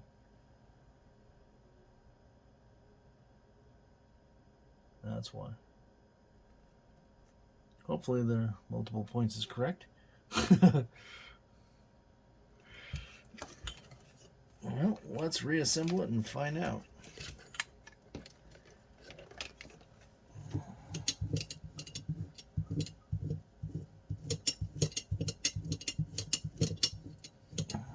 Solder back where it should be. Off, off.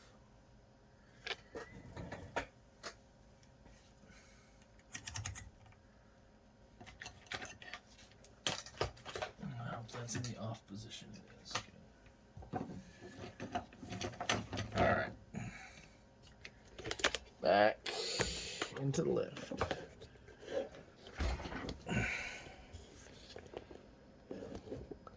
Reassembly time.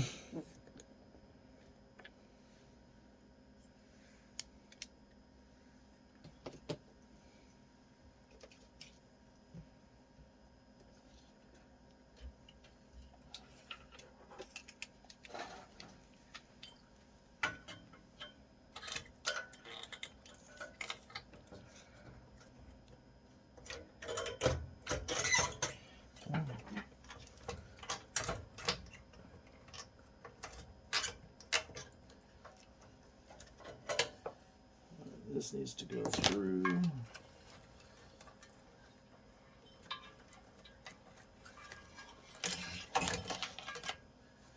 Is that going to wrap around? Yeah, but I think I can pull that through here.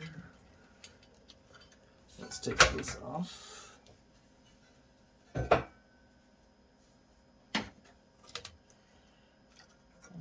This needs to come through.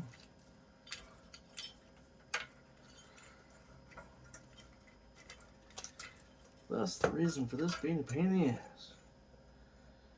Okay. That's going to go down here. Oh, shit. Well, that came off. Well, we will resolder that back on.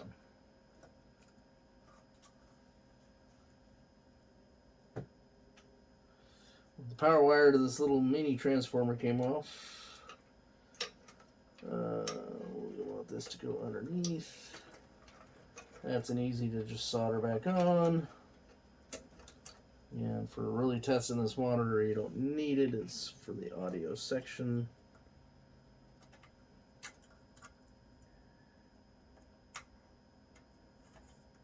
Okay, so that goes there.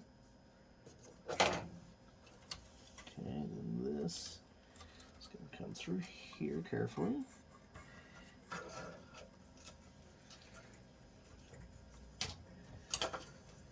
Okay. And that comes, get that corner into there. I hate these little standoff things, but there we go. On that, I think.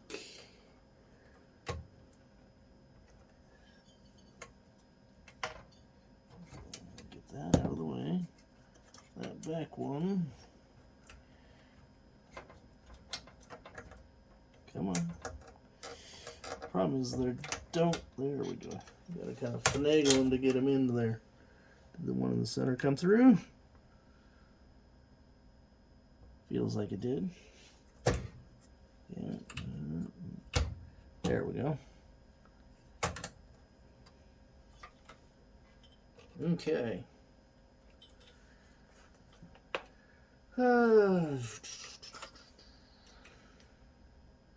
That goes to the neck board. And that's already plugged in there.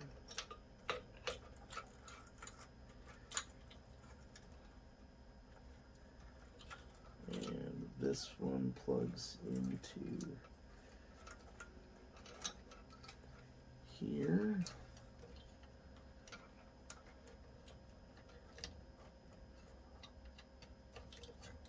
That's the degausing coil. This gets plugged in.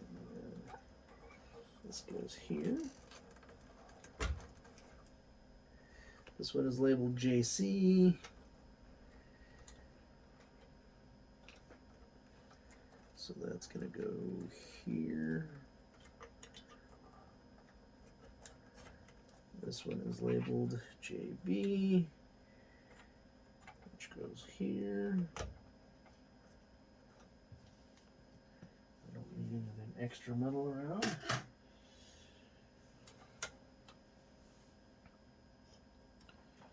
Okay, yoke wires. Where are my yoke wires? They're up here.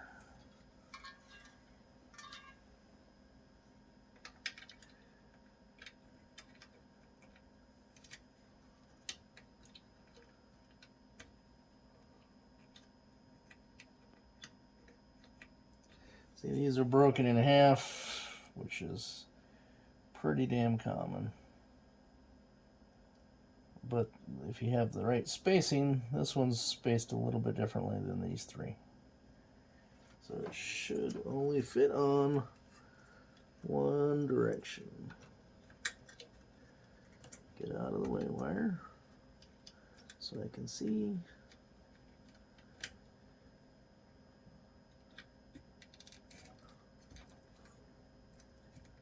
Okay.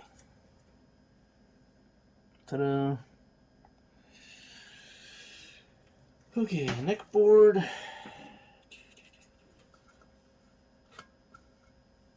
Push from the center.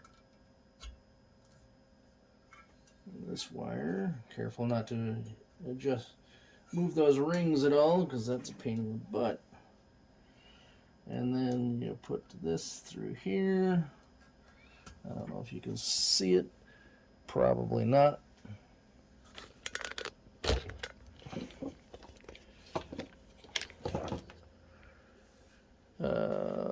This black wire here, go put it through that way, and then you're going to run this through it and then connect it up. Let me see if I can. This is going to be really good camera work on this video.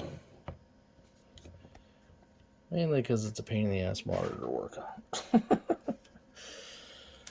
So then that, and then turn that sideways, and we're connected. Careful not to put too much pressure on any of the parts of the board. We want to hook the ground up to that.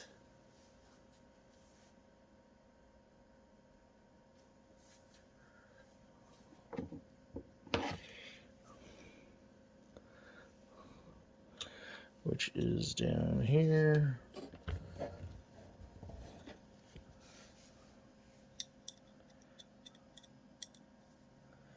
I don't remember if I hooked this up previously or not.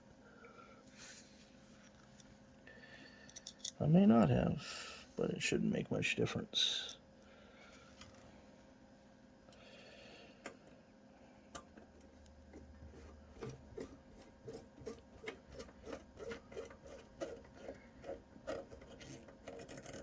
Just don't want that wire flapping around and accidentally short something out. Okay. B plus pot is over here. The B plus test point is there, where you can't see it because my hand's in the way. It's this little post right here behind the resistor. Okay, so I got the yoke, got all that. This one goes to the gouging portion. Before I fire it up, I'm going to fix that one wire too. Flat bladed screwdriver. As long as it doesn't bite me.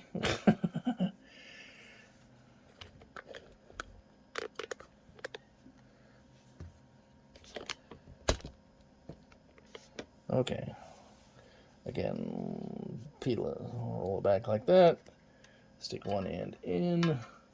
And if you can just hook it like that and then yank on it, Give it a good tug. Doesn't go anywhere. Good.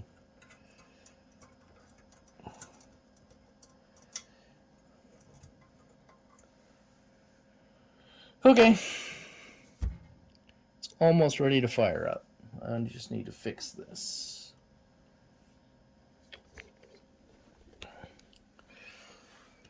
That wire broke off. It used to go right there. And I'm probably going to redo... Should probably redo both of them because that white one looks like it's hanging on by a thread too. I don't know. I'm just going to go and turn this off and do it because we don't need to see this part. Okay, that's been fixed. I redid both sides and I went ahead and added a heat shrink over that. So the next step here is we're going to double check. Everything's connected. Alright, and then what we're going to do is we're going to hook up alligator clip to my B+.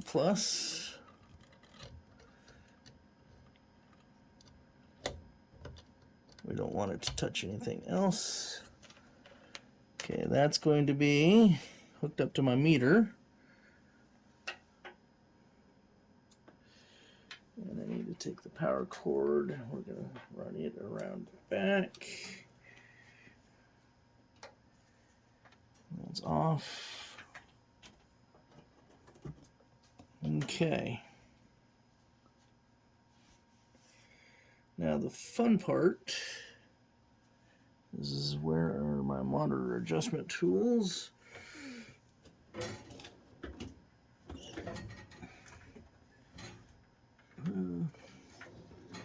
There they are.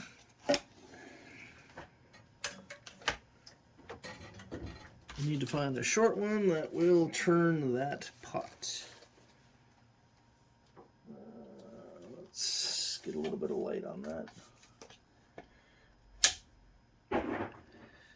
Okay.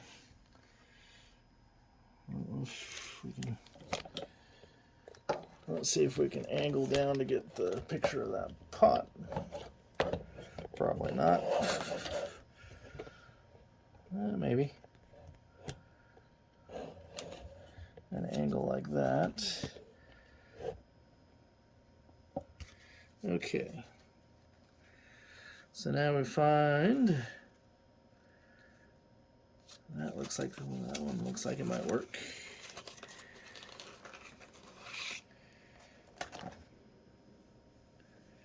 Okay, so the trick here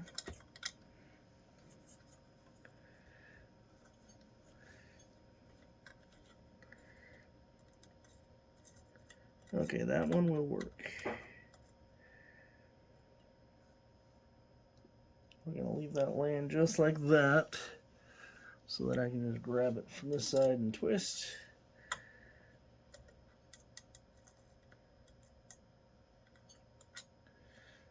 This is the part I don't like. Reaching my hand into the monitor while it's powered up.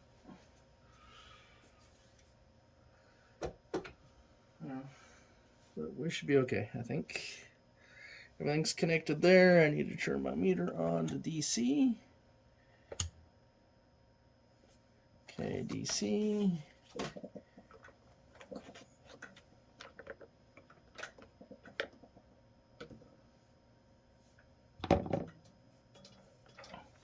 Okay, I'm gonna turn my meter. My meter's turned on to DC. We're gonna hook this one up to here, to this probe. And then we're gonna put this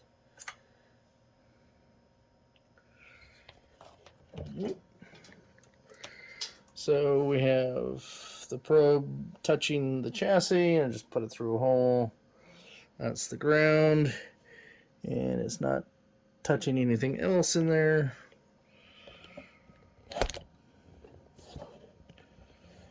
We got that. Alright, meter is on. Fire in the hole. And we're at 109. That is almost perfect. I think you want to be 108. I went to 110. So we're going to go the other way. We want to go down to 108-ish.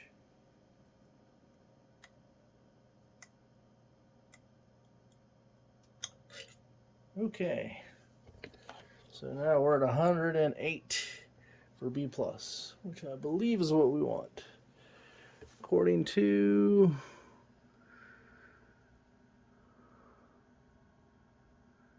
this flowchart, it's 130, 90C, which is what we want. Right here, B+ voltage to 108 volts DC, which is dead on. 108. Perfect. So now we're going to turn it off. B+ is perfect. Now the question is a video source. My TPG should work. We tried it before, assuming that my adapter is correct and everything else. And okay, so I can disconnect. Yeah, I can feel the static, a little bit static there. Nothing that hurts. Okay, our B+ is where it's supposed to be. We're gonna hook up the video input. Okay, so in theory, okay, turn my TPG on. Turn power on. I did not hear.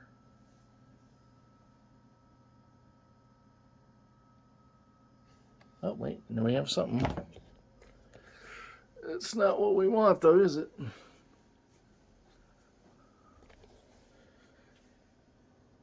Well, focus is definitely out. Let's see if I can.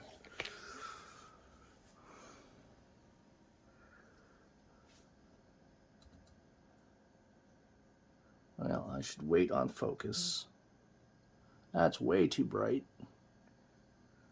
Now the sync, I don't know if it's an issue with the TPG.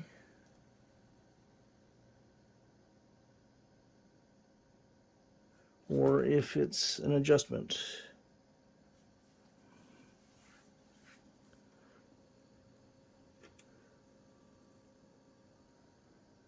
I don't know if we can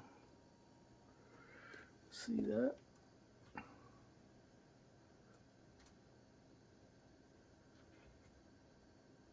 Oop.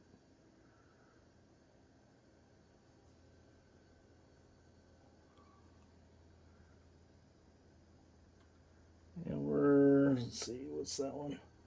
That's brightness.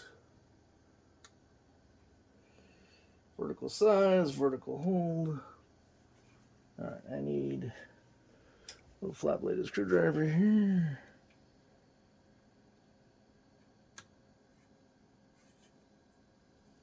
Okay, we're going to center that.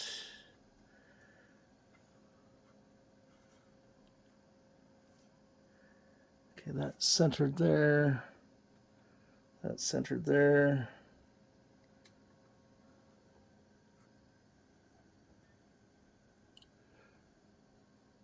Again, I don't know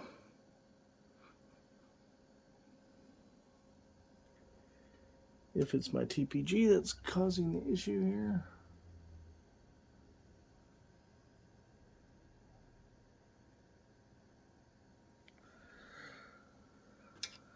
Okay, so let's go ahead and shut this off.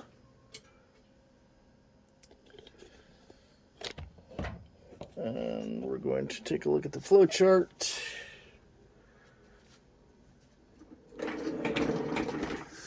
Okay, so our B+ is perfect. which is good. We don't necessarily have... It's not folded over. Does the picture not hold either vertically or horizontally? Which is this one I'm looking at on here. It says, no, does the picture have jitters? It's really hard to test. We're not hooked up to a game board, so number 1 does not apply. VR 352, 353, and 354 on the monitor control, that little board. It's not jittery, though. And that's where the flowchart ends. Okay, picture's all washed out. Does it have anything about being washed out? I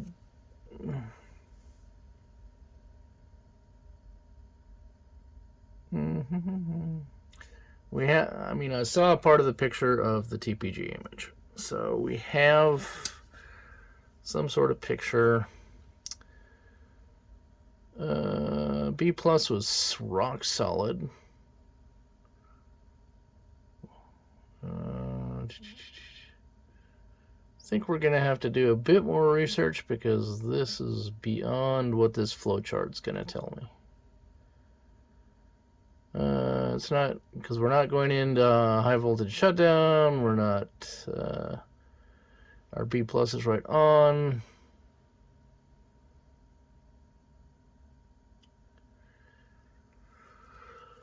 Okay,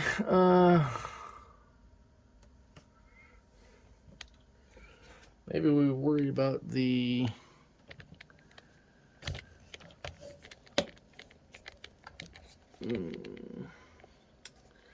This is where I need a much larger mirror to see crap with.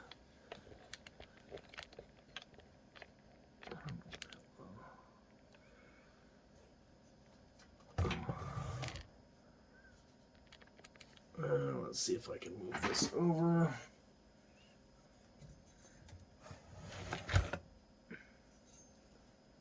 That'll give me a better view of the monitor.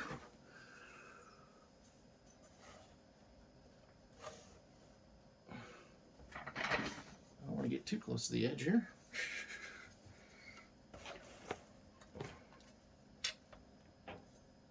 I'm just trying to get a good view of the front of the tube.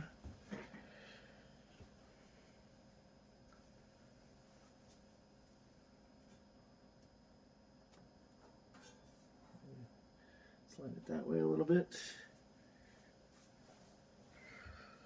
Well, that might not be too bad.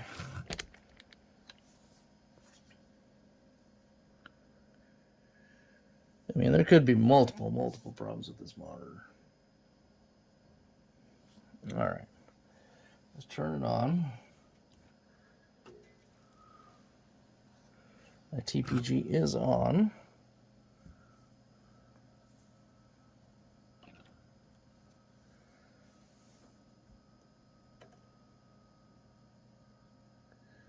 Okay, that's way too bright. That's all the way down. Okay, so we're going to start with a vertical hold here. Slow it down.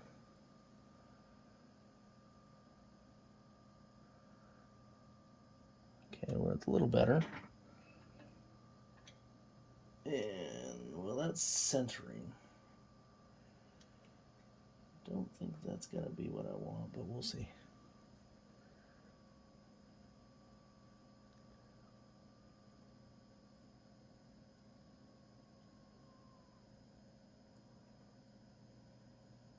I mean, we could have a sync problem.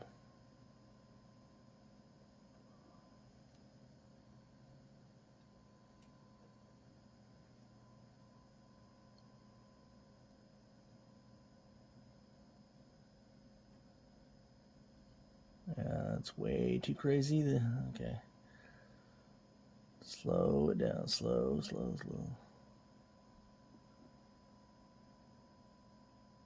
Okay. We're going to flip the syncs on this.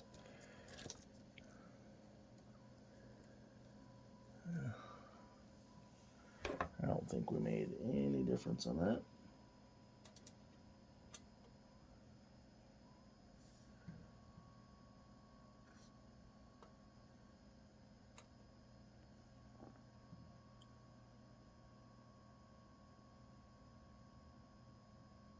again, I can't really trust my input on this one.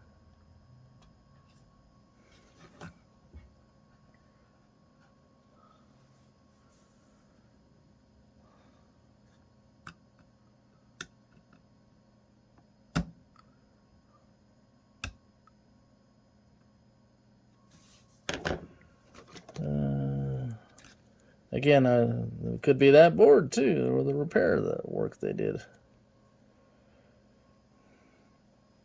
Switched back to the other sink, trying some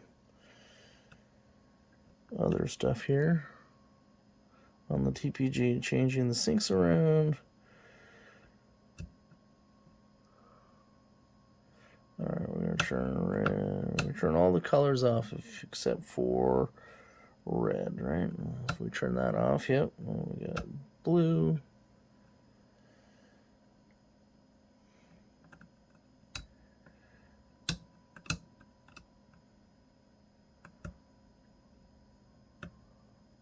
That's green. Okay.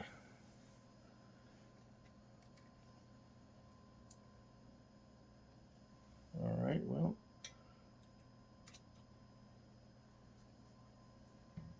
We're almost there.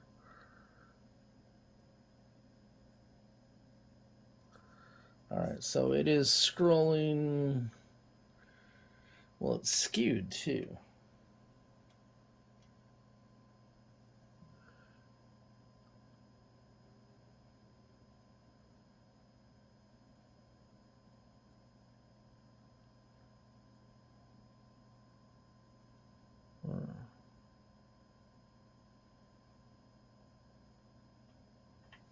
That's better than it was before. Turn red on. Interesting. I wonder if red, green, and blue are backwards on this.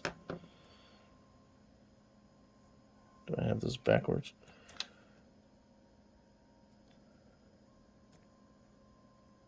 If I turn red on, yeah, see. Blue is on. Green is on. Red is on. And then if I turn those two off, I don't get anything. So red doesn't seem to be working either.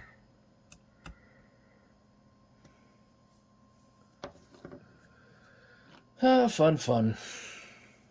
All right, time for some more research.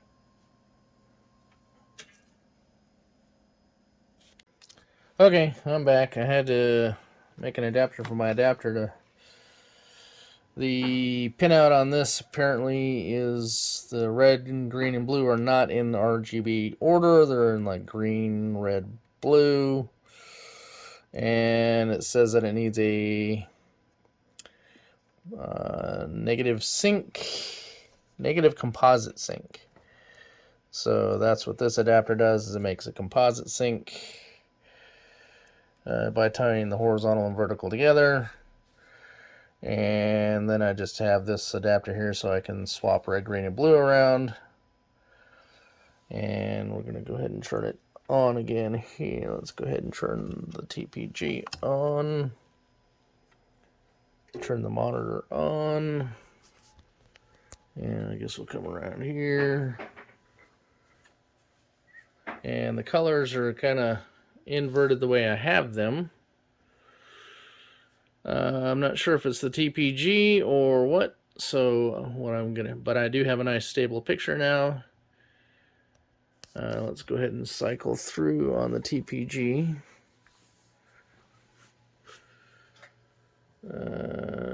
So we're going to get to...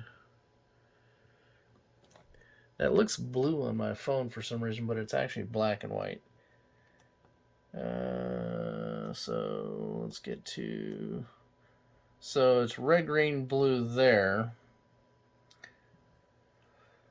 But I could have the colors on this backwards. You know, I might have them... so what I'm going to need to do is I'm going to have to grab one of my Nintendo cabinets, and I'm going to plug this into the Nintendo cabinet and see if we get the right colors and everything else. Because it could just be user error on my part with the TPG and the Nintendo monitors. So that will be the next step. Okay, I have it hooked up to my Versus cabinet here. And we're going to power this up. And we get power. Of course, it's rotated the wrong direction.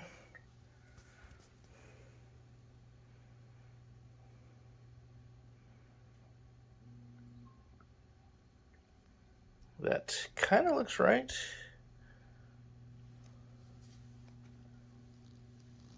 Of course, now my Versus system is alright. So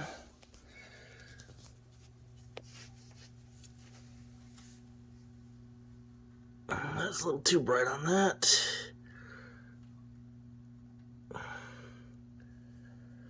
It's not up high enough where I can get to the controls easily to adjust the colors and stuff, but I can't get to the control panel on my cabinet. It's facing the wall.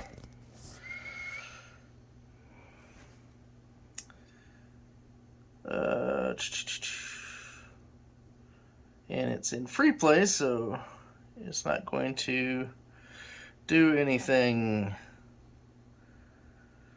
But it looks like it's got too much red. But we at least have a picture. We'll have to... I'll grab a chair and set it up on a chair so I can get to the controls easier. Okay, let me do that. Okay, I put it on a chair. I was able to start a game. No audio because I don't have the amp or anything hooked up. The colors look different on the camera than they do in real life. But it's closer. I think we just would need to tweak the colors a bit. It's a little washed out. At least in person on the screen. On the camera it doesn't look too bad. But we have a picture. But I don't think the colors are correct.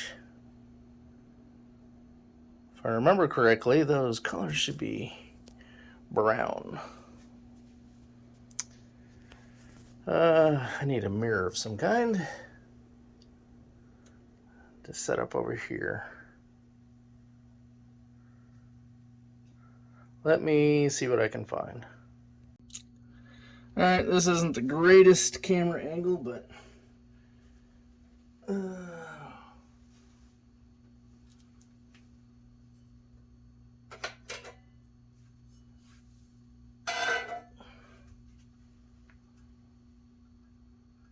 see what happens.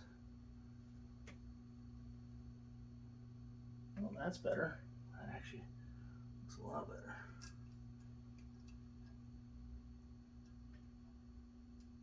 Although it's cranked on that particular pot.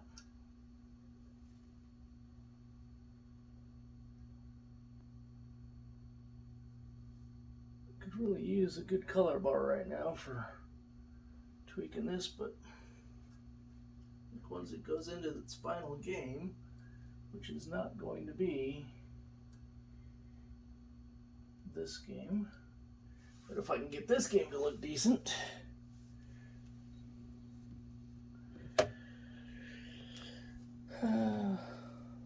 That looks a lot better.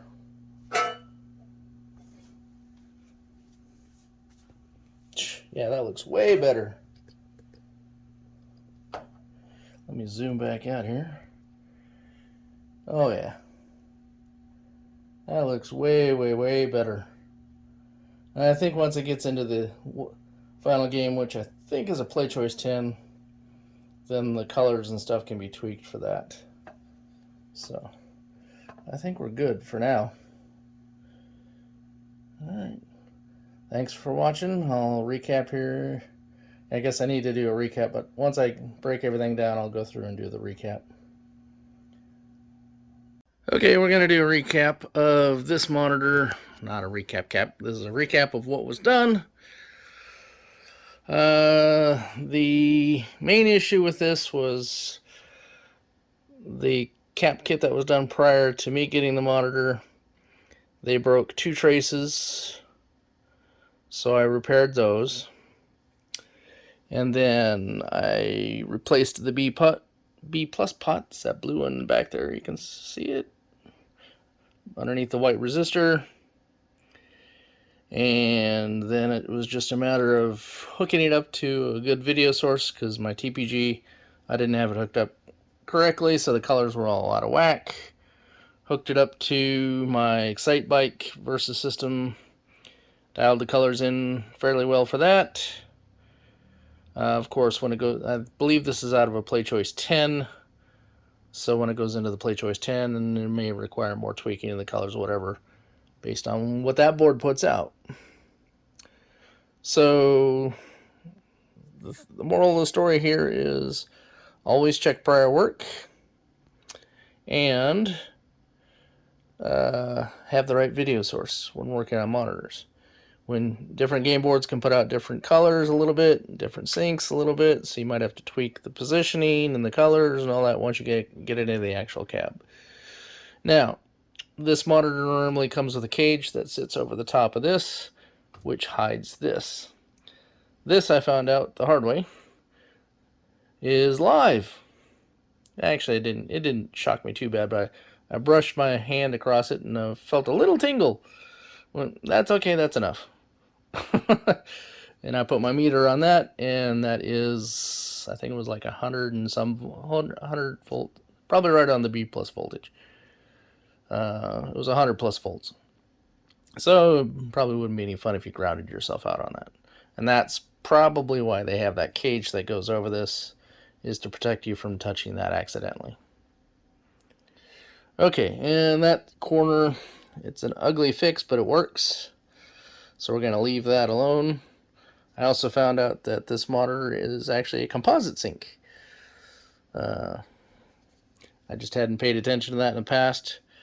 I was just plugging it into the Nintendo cabinets and like, oh, okay, great. But when hooking it up to TPG, I had to go back and look at the schematics and discovered that that was actually composite sync.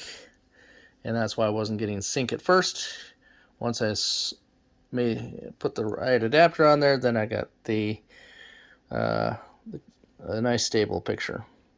The colors were probably off because, like most things, are red.